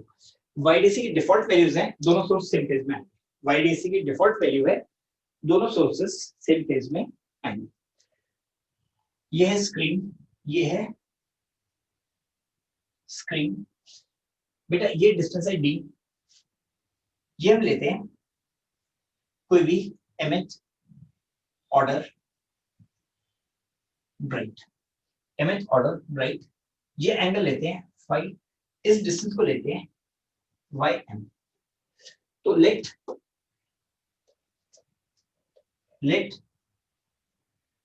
There be mth order bright at p। तो बेटा S1P माइनस S2P या S2P माइनस S1P कितना आएगा, m लैम्डा। यानी कि क्या आना चाहिए, S2P माइनस S1P कितना आएगा, m lambda. S1P minus S2P, अब ये देखना है हम क्या लिखेंगे, d sin phi। तो उसको क्या लिखेंगे, d sin phi। फिर उसको क्या लिख देंगे, d tan phi। ये कितने के बराबर होना चाहिए, m लैम्डा। क्योंकि फाई छोटा है, अब स्क्रीन में पास में देखते हैं तो sin phi को डाल देंगे tan phi। तो ये कितना आ जाएगा, dy m by capital D will be equal to m lambda। यानी कि ये ym आएगा, ये ym आएगा m lambda capital D by D। तो इसका मतलब y coordinate of mth bright will be this much, y coordinate of m plus mth bright, m plus 1th bright। तो हम यहाँ पे लिखते हैं, बेटा तो this implies fringe width will be equal to y coordinate of m plus 1th bright minus y coordinate of mth bright। तो यहाँ पे mth bright आएगा, ऊपर जाएंगे S1 में S2 की वैल्यू यहाँ पे सबसे कम होती है, ऊपर बढ़ती है, यहाँ पे फिर से बढ़ती है मॉड के 7। अगर नेगेटिव में देखेंगे तो एक साइड में बढ़ेगी, मैं वही प्रेफर करता हूँ एक साइड में बढ़ना। तो बेटा ये कितना आ जाएगा, ये कितना आ जाएगा m+1 लैम्डा नॉट, इसको हमेशा लैम्डा नॉट ही लिखना, में से गलती से लिखा जाता है इसको एक हैबिचुअली लैम्डा नॉट लिखना, नहीं तो एक बहुत बड़ा एरर आता है बाद में, ये छोटी गलतियां वो m+1 lambda naught D by D minus m lambda naught d by small d. So this film width is written as beta. This will be lambda naught capital D by d. तो बेटा यहाँ पे हमने देख लिया mh और mh order bright के बीच में डिस्टेंस पोजीशन पे डिपेंड नहीं करता है, फिल्म विड्थ है। इसका मतलब near to center of screen, near to center of screen, the distance between each two successive bright near to center of screen, तो हम यहाँ पे लिख देंगे near to center of screen, near to center of screen, तो यहाँ पे note करेंगे, तो यहाँ पे हम नोट डाल देते हैं। बेटा एक सबसे इंपॉर्टेंट नोट है, near to center of screen, distance between each two successive or each two successive dark is equal to lambda naught d by small d, lambda naught d by small d, lambda naught d by small d। अब इसके benefits क्या हैं, अब इसके benefits क्या हैं, हम उल्टा करके काम करते हैं फ्रिंज विड्थ। तो बेटा ब्राइट और ऑल्टरनेट डार्क के बीच में डिस्टेंस कितना आएगा, आधा आएगा। दो सक्सेसिव ब्राइट के बीच में डिस्टेंस जो आएगा फ्रिंज विड्थ आएगा, दो सक्सेसिव डार्क के बीच में जो फ्रिंज विड्थ आएगा वो इतना आएगा।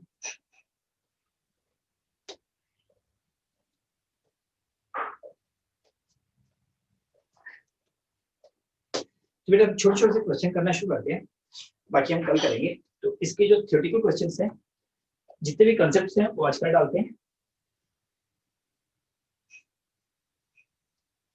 इसके जितने भी कंसेप्चुअल क्वेश्चंस हैं बेटा थोड़ा सा टाइम है भी, दो टाइप के क्वेश्चंस कर लेते हैं। इस पे मैक्सिमम जो भी मेंस में और एडवांस में क्वेश्चंस आते हैं दो टाइप के होते हैं,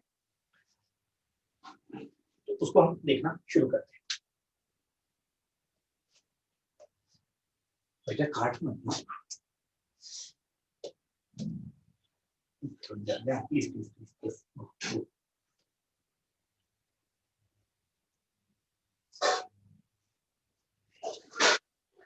बाहर नहीं रहना,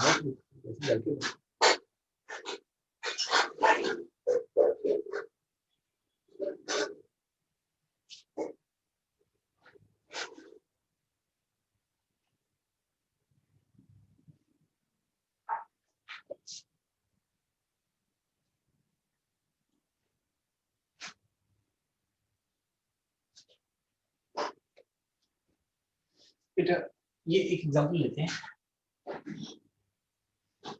S1, S2 are in same phase, are in same phase. Locate all brights and darks on screen and mark the values phi. Delta phi is equal to phi1 minus phi2. Phi1 is phase of wave from S1. Phi2 is equal to phase of wave from S2.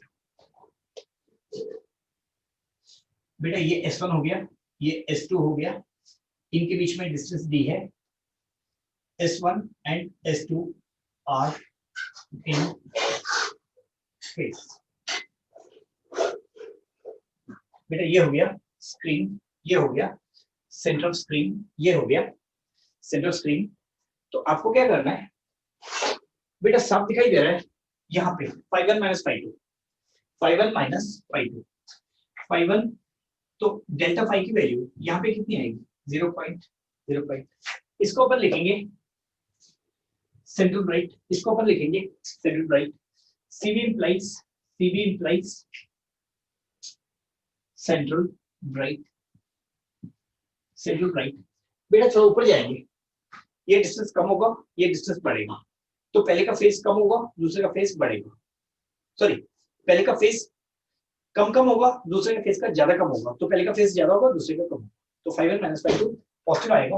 तो यहाँ पे देखते हैं delta phi आएगा पाई, इसको लिखेंगे first order dark, और ये डिस्टेंस आएगा बीटा बाई 2, ये डिस्टेंस आएगा बीटा बाई 2। बीटा कितना है? Fringe width. यहाँ पे थोड़ा ऊपर जाएंगे, डेल्टा फाई आएगा 2 पाई, ये आएगा फर्स्ट ब्राइट, ये डिस्टेंस कितना आएगा बीटा बाई 2।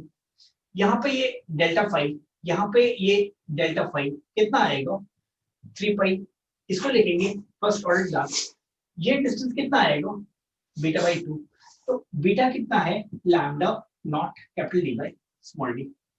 यहाँ पे आएंगे डेल्टा फाई आएगा, बेटा ध्यान देखना, इसका फेस ज्यादा कम होगा, इसका थोड़ा लेस कम होगा, तो 5 कम होगा, 5 ज्यादा होगा, तो 5 - 5 जैसे नीचे जाएंगे नेगेटिव के साथ बढ़ना शुरू होगा, तो 5 - 5 ऊपर पॉजिटिव के साथ बढ़ना शुरू होगा, तो नीचे नेगेटिव के साथ बढ़ना शुरू होगा। तो यहाँ पे कितना आ जाएगा -5, तो इसको भी लिखेंगे फर्स्ट डॉट, यहाँ पे डेल्टा फाई कितना आएगा, डेल्टा फाई कितना आएगा, तो हम देखते हैं यहाँ पे हर दो सक्सेसिव ब्राइट उसके बीच में डिस्टेंस बीटा बाई 2 है, तो इसकी इक्वेशन कहाँ पे हम बहुत यूजफुल होगी और क्वेश्चंस पे करना शुरू करेंगे। अभी उतना स्ट्राइक नहीं करेगा जब तक हम क्वेश्चंस नहीं करते।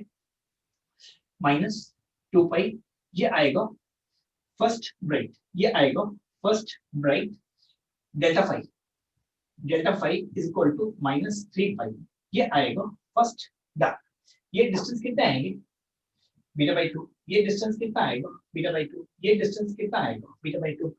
तो बेटा यहाँ पे इंटेंसिटी मैक्सिमम होगी, यहाँ पे इंटेंसिटी सबसे कम होगी, यहाँ पे इंटेंसिटी मैक्सिमम होगी, यहाँ पे इंटेंसिटी लीस्ट होगी, तो डार्क्स पे इंटेंसिटी लीस्ट होगी। अगर दोनों वेव्स की एम्पलीट्यूड सेम है तो इंटेंसिटी 0 हो जाएगी, a1 square plus a2 square plus 2a1 a2 cos delta phi, तो डेल्टा फाई तो पाई आएगा, तो a1 minus a2 whole square आ जाएगा। तो अगर दोनों वेव्स के एम्पलीट्यूड सेम होंगे तो इंटेंसिटी 0 आएगी, अगर दोनों वेव के एम्पलीट्यूड सेम नहीं होंगे तो इंटेंसिटी 0 नहीं होगी, कम होगी, तो इंटेंसिटी 0 नहीं होगी, कम होगी। तो बेटा वाईडीसी में सारे क्वेश्चंस कैसे होते हैं? ये दोनों सोर्सेस सेम फेज में होते हैं, ये दोनों सोर्सेस सेम फेज में होते हैं, ये 5 - 5 2 लिखवाई। कई बार क्वेश्चंस देते हैं, अब ब्राइट और डार्क पॉइंट्स लोकेट कीजिए, इनके फेस को चेंज कर देंगे, इनके फेस को चेंज कर देंगे, तो मैं वो क्वेश्चन देता हूँ। तो इसके लिए ये करना बहुत इजी तरीका है, उसका एक बहुत इजी तरीका है ये वाला। तो आपको फर्स्ट ऑर्डर ब्राइट और सेकंड ऑर्डर ब्राइट लोकेट करने हैं जब दोनों सोर्सेस में। तो बेटा वाईडीसी पे तो सारे क्वेश्चंस की थ्योरी खत्म है, इतना ही है, वो हमने पढ़ भी रखा है। अब हमें क्या देखना है, वाईडीसी में कुछ इंप्लीकेशंस है, दोनों सोर्स के एम्पलीट्यूड अलग-अलग करें, दोनों सोर्स के एम्पलीट्यूड अलग-अलग करें, दोनों सोर्स के फेज अलग-अलग करें। अब फेज अलग करने के बहुत सारे तरीके हैं, फेज अलग करने के बहुत सारे तरीके हैं, तो मैं पहले थ्योरेटिकल तरीका डिस्कस करता हूं, फिर ज्योमेट्रिकली स्लैब डाल के ये करके वो करके ज्योमेट्रिकल ऑप्टिक्स से बहुत सारे तरीके। तो मेरी बात को ध्यान से सुनना। वाईडीसी में एक तो वाईडीसी एक्सपेरिमेंट बेसिक है और बहुत सारे क्वेश्चंस बनते हैं, बहुत सारे क्वेश्चन कैसे बनते हैं तो मैं सारे एक साथ डिस्कस करना शुरू करता हूं। तो बेटा दोनों सोर्स सेम फ्रीक्वेंसी में होने के लिए, दोनों सोर्स को सेम फ्रीक्वेंसी में होने के लिए आपको एक ही सोर्स से बनाना पड़ेगा, क्योंकि ट्यूनिंग फॉर्क में हम दोनों सोर्सेस बेटा एक 200-300 हर्ट्ज, दूसरा 300-400 हर्ट्ज होता है, तो 200 हर्ट्ज हम बना लेते हैं। लाइट की फ्रीक्वेंसी देखना कितनी ज्यादा होती है बेटा, वहां पे एग्जैक्टली सेम फ्रीक्वेंसी के दो सोर्स कंस्ट्रक्ट करना इम्पॉसिबल है, दो एग्जैक्ट सेम फ्रीक्वेंसी के सोर्सेस कंस्ट्रक्ट करना इम्पॉसिबल है। तो हमें दोनों सोर्सेस एक ही सोर्स से निकालने होते हैं, तो हम क्या करते हैं, यहाँ पे एक लाइट का सोर्स रख के दो स्लिट्स निकाल लेते हैं, दो स्लिट्स निकाल लेते हैं, लाइट यहाँ से आएगी। अगर ये दोनों से सेम डिस्टेंस पे है, दोनों सोर्स सेम फेज में आएंगे। अगर ये एक के पास है एक से दूर है, तो जिसमें दूर है उसका फेज कम होगा, जो सोर्स पास में है उसका फेज ज्यादा होगा, दोनों सोर्स अलग फेज में आएंगे। या सबसे बढ़िया तरीका होता है, ऑप्टिक्स में हमने किसी भी सोर्स के जहां पे दो इमेजेस देखते हैं बेटा, दो इमेजेस भी इंटरफेरेंस के लिए सोर्स का काम करते हैं।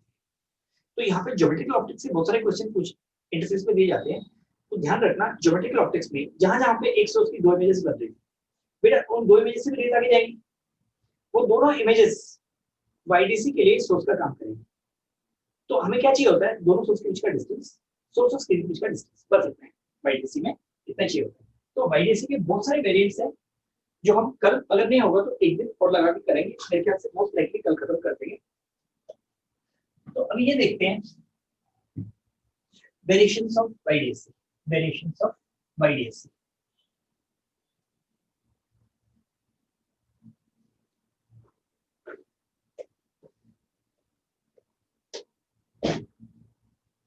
तो यहाँ पे करते हैं variations of वाईडीसी।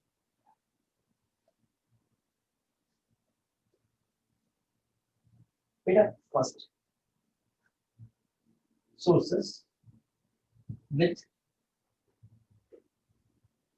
different phase, sources with different phase, sources with different phase। तो यहाँ पे लिख रहा हूँ S1 leads S2 by 5 not, S1 leads S2 by 5 not,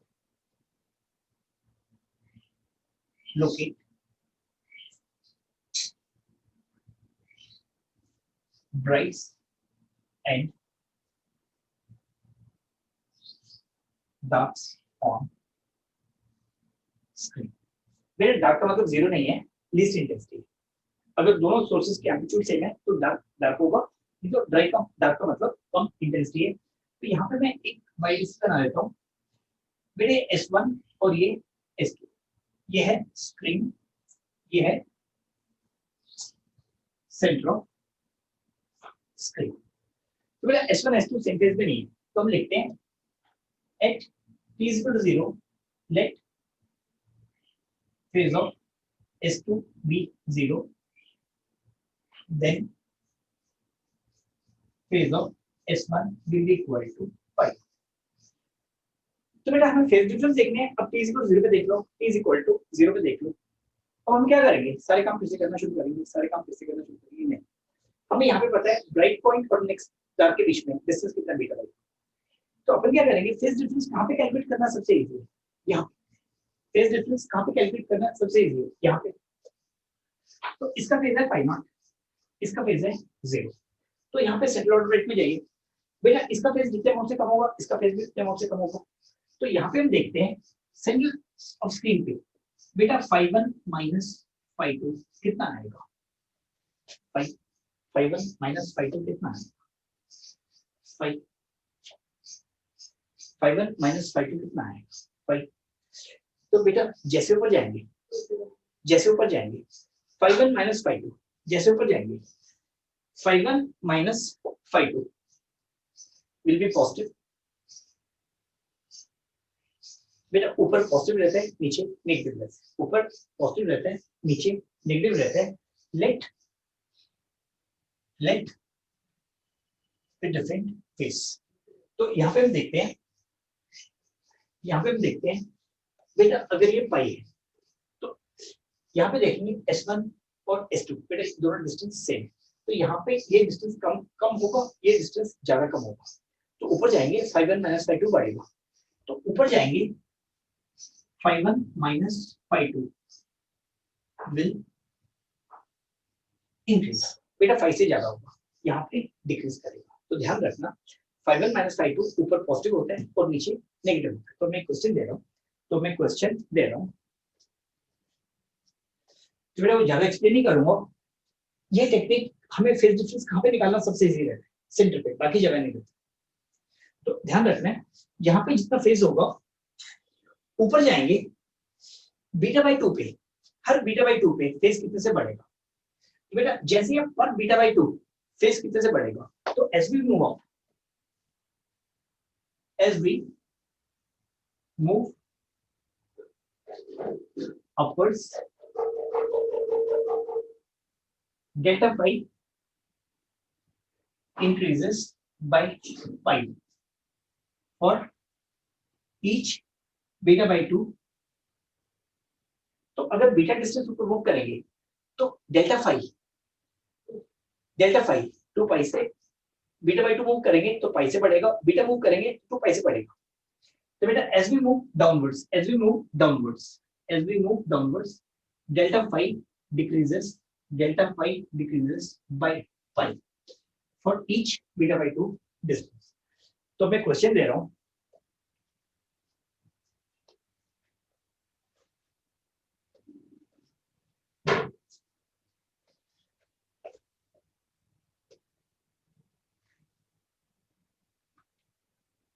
बेटा एक एग्जांपल दे रहा हूं,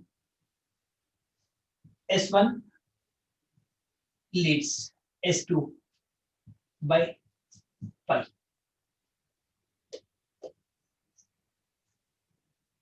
Locate maximum and minima on screen with their orders. बेटा फ्रिज बिट दी हुई है lambda capital D naught by D, fringe width दी हुई है lambda capital D naught by D.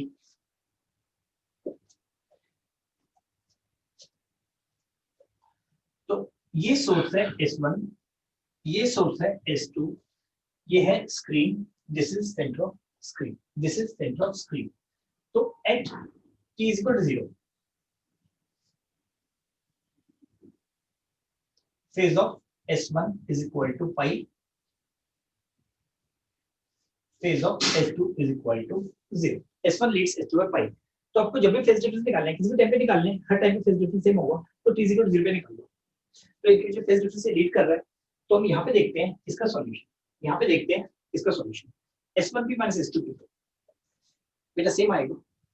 तो यहाँ पे जो फेज डिफरेंस आएगा pi minus 2 by lambda S1p, तो यहाँ पे जितना फेज है इसका जितना अमाउंट से कम होगा, यहाँ पे जितना इसका उतना अमाउंट से कम होगा, तो डिफरेंस सेम रहेगा, तो डिफरेंस सेम रहेगा। तो यहाँ पे देखते हैं phi1 माइनस phi2 बेटा कितना आएगा, पाई कितना आएगा, पाई ऊपर जाएंगे तो कम होगा, तो कितना ऊपर जाएंगे तो 0 होगा, phi1 minus phi2 is equal to 0 पाई।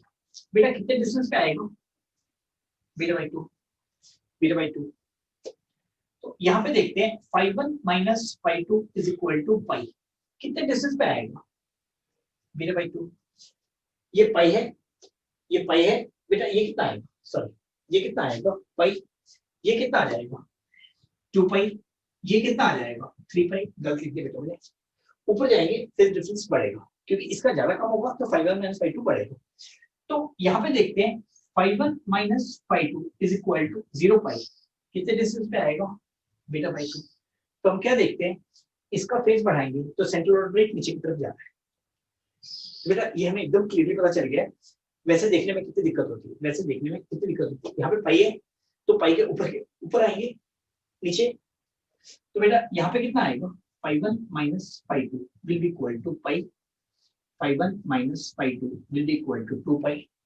तो बेटा ये क्या हो जाएगा, सेटल ब्राइट, ये क्या हो जाएगा फर्स्ट डार्क, ये क्या हो जाएगा फर्स्ट ब्राइट, ये क्या हो जाएगा सेकंड डार्क, ये क्या हो जाएगा सेकंड डार्क, ये क्या हो जाएगा फर्स्ट डार्क, ये क्या हो जाएगा, ये कितना हो जाएगा, ये कितना हो जाएगा फर्स्ट ब्राइट।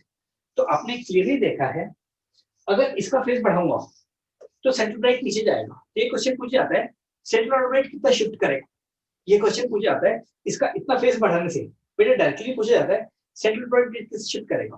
तो इसका मतलब यहाँ पे क्या, किसी भी एक सोर्स का फेज चेंज करेंगे तो फ्रिंज विड्थ नहीं चेंज करती, फ्रिंज विड्थ नहीं चेंज करती, पूरा फ्रिंज पैटर्न शिफ्ट करता है, पूरा फ्रिंज पैटर्न शिफ्ट करता है।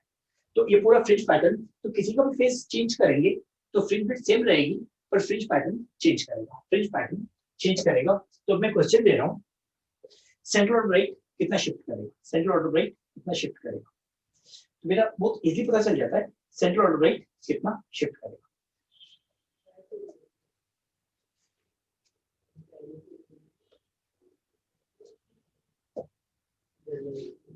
तो बेटा यहाँ पे एक एग्जांपल लेते हैं,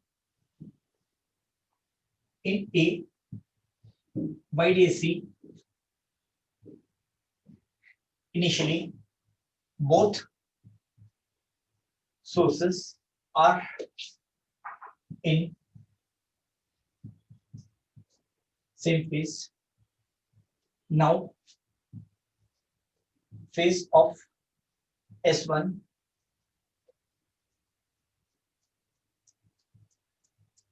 is made to lead S2 by 3.5 pi by 3.5 pi. By how much? By how much will central order? बेटा ये सबसे गंदे वाले क्वेश्चंस होते हैं, तो मैंने वो पाथ डिफरेंस का फेज डिफरेंस लेकर आया था बेटा S1 S2 में। जो सबसे इंपॉर्टेंट पार्ट है S1 S2 सेम फेज में है, तो phi1 minus phi2 कैसे निकालना है हर जगह, अगर वो आपको पता है। और सबसे इंपॉर्टेंट बात है, सेंटर के ऊपर phi1 minus phi2 बढ़ेगा, सेंटर के नीचे कम होगा, तो आपको एक पॉइंट पता है, ऊपर की तरफ इंक्रीज करेगा, नीचे की तरफ डिक्रीज करेगा। तो सेंटर पे जो भी फेज है ऊपर, हर बीटा बाई 2 पे पाई बाई 2 बढ़ेगा, हर बीटा बाई 2 पे पाई बाई 2 कम होगा। ये अगर क्लियर हो गया तो मैक्सिमम प्रॉब्लम्स सॉल्व हो जाएंगी, तो मैक्सिमम प्रॉब्लम्स सॉल्व हो जाएंगी। तो बेटा by how much will central order right shift and in what direction and what direction. तो मैक्सिमम क्वेश्चन का ढांचा ये रहता है, वो क्वेश्चन अलग अलग तरीके से दिए जाएंगे, फिर उसको देने के 10-15 अलग अलग तरीके हैं, पर थ्योरी ये। तो आपको फ्रिंज पैटर्न देखना होता है, तो मेरी बात को ध्यान से सुनना, आपको फ्रिंज पैटर्न देखना होता है। तो YDSC में फ्रिंज पैटर्न कैसे है, तो किसी भी सोर्स का फेज बढ़ाया जाएगा, डिक्रीज किया जाएगा ऑप्टिकली, उसके लिए हम ज्योमेट्रिकल ऑप्टिक्स यूज करेंगे, बट मैथमेटिक्स क्या है, अगर फेज चेंज करेंगे तो फ्रिंज पैटर्न कैसे शिफ्ट करेगा। तो अगर दोनों सोर्स का फेज चेंज करना शुरू कर दिया तो फ्रिंज पैटर्न कितनी रहेगी, फ्रिंज पैटर्न ऊपर या नीचे शिफ्ट करेगा। वो कैसे देखेंगे, उसके लिए बुकिश मेथड्स नहीं लेने हैं, आपको एकदम क्लियर रहना चाहिए कहाँ पे फ्रिंज निकालना, फेज डिफरेंस कहाँ पे निकालना सबसे इजी होता है, सेंटर ऑफ स्क्रीन। तो बेटा ये सोर्स है S1, ये सोर्स है S2, ये डिस्टेंस है D, ये है सेंटर ऑफ स्क्रीन। यहाँ पे सेंटर ऑर्डर ब्रेक बन भी सकता है और नहीं भी बन सकता। अगर दोनों सेम फेज में, सेंटर ऑर्डर ब्रेक यहाँ बनेगा, अगर दोनों सेम फेज में नहीं है तो ये डिस्टेंस D है और वेवलेंथ है लैम्डा। तो बेटा इस क्वेश्चन को सॉल्व कीजिएगा, ये आज का लास्ट क्वेश्चन है।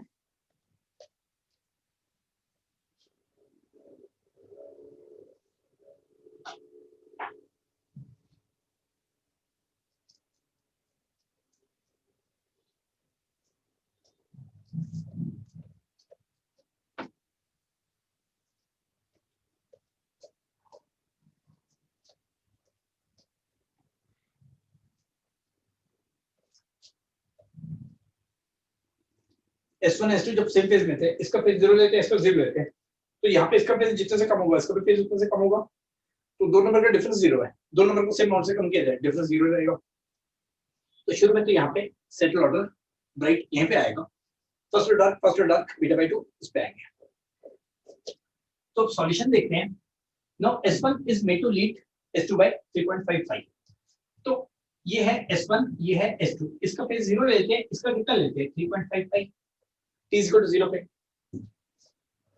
तो at t is equal to 0, इसका फेज 0 लेते हैं, इसका 3.5 लेते हैं, यहाँ पर फेज डिफरेंस हर टाइम पे सेम रहेगा, तो t is equal to 0 पे ले लेते हैं। तो t is equal to 0 पे इसका फेज जितने अमाउंट से कम होगा, इसका भी उतने अमाउंट से कम होगा, क्योंकि डिस्टेंस सेम है, डिस्टेंस सेम है, तो फेज सेम अमाउंट से कम होगा। तो फेज डिफरेंस यहाँ पे कितना रहेगा 3.5 पे। तो यहाँ पे देखते हैं phi1 minus phi2 कितना आएगा 3.5 अब ऊपर देखते हैं, क्योंकि इसका फेज कम होगा, phi1 minus phi2 बढ़ेगा, 3.5 का बढ़ेगा तो कहाँ पे जाएगा 4 पे, 3.5 बढ़ेगा तो कहाँ पे जाएगा 4 पे, तो यहाँ पे आ जाएगा phi1 minus phi2 कितना आ जाएगा 3.5 तो यहाँ पे कितना आ जाएगा phi1 minus phi2 कितना आ जाएगा 4 कितना आ जाएगा 4 बेटा हर 2 पाई कितने पे बढ़ता है बीटा पे, तो हर बीटा पे कितना चेंज होगा 2 पाई फेज इंक्रीज होगा, हर बीटा पे 2 पाई होगा, पाई कितने पे होगा बीटा बाई 2 पे, तो पाई बाई 2 बेटा ये कितना है पाई बाई 2 है ना, तो ये कितना आ जाएगा बीटा बाई 4, ये कितना आ जाएगा बीटा बाई 4, तो ये डिस्टेंस कितना आ जाएगा, ये डिस्टेंस आ जाएगा बीटा बाई 4।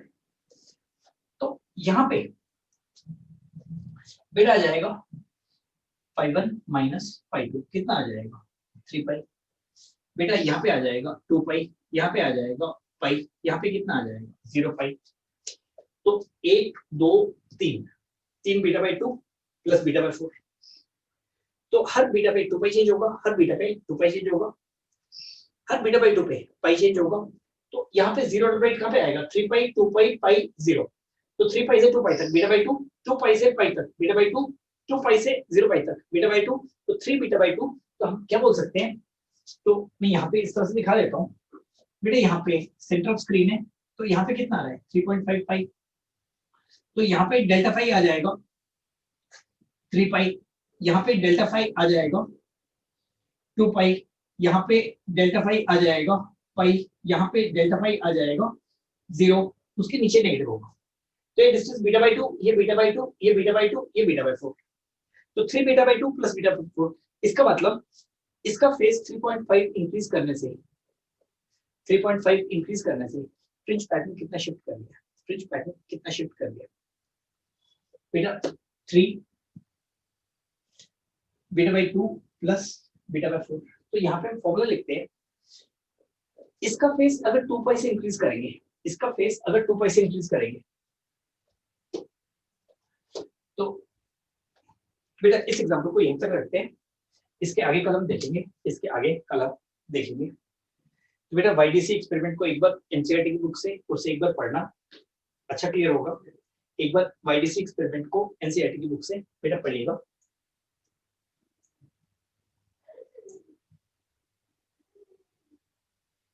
बेटा आज यहीं पे खत्म करते हैं।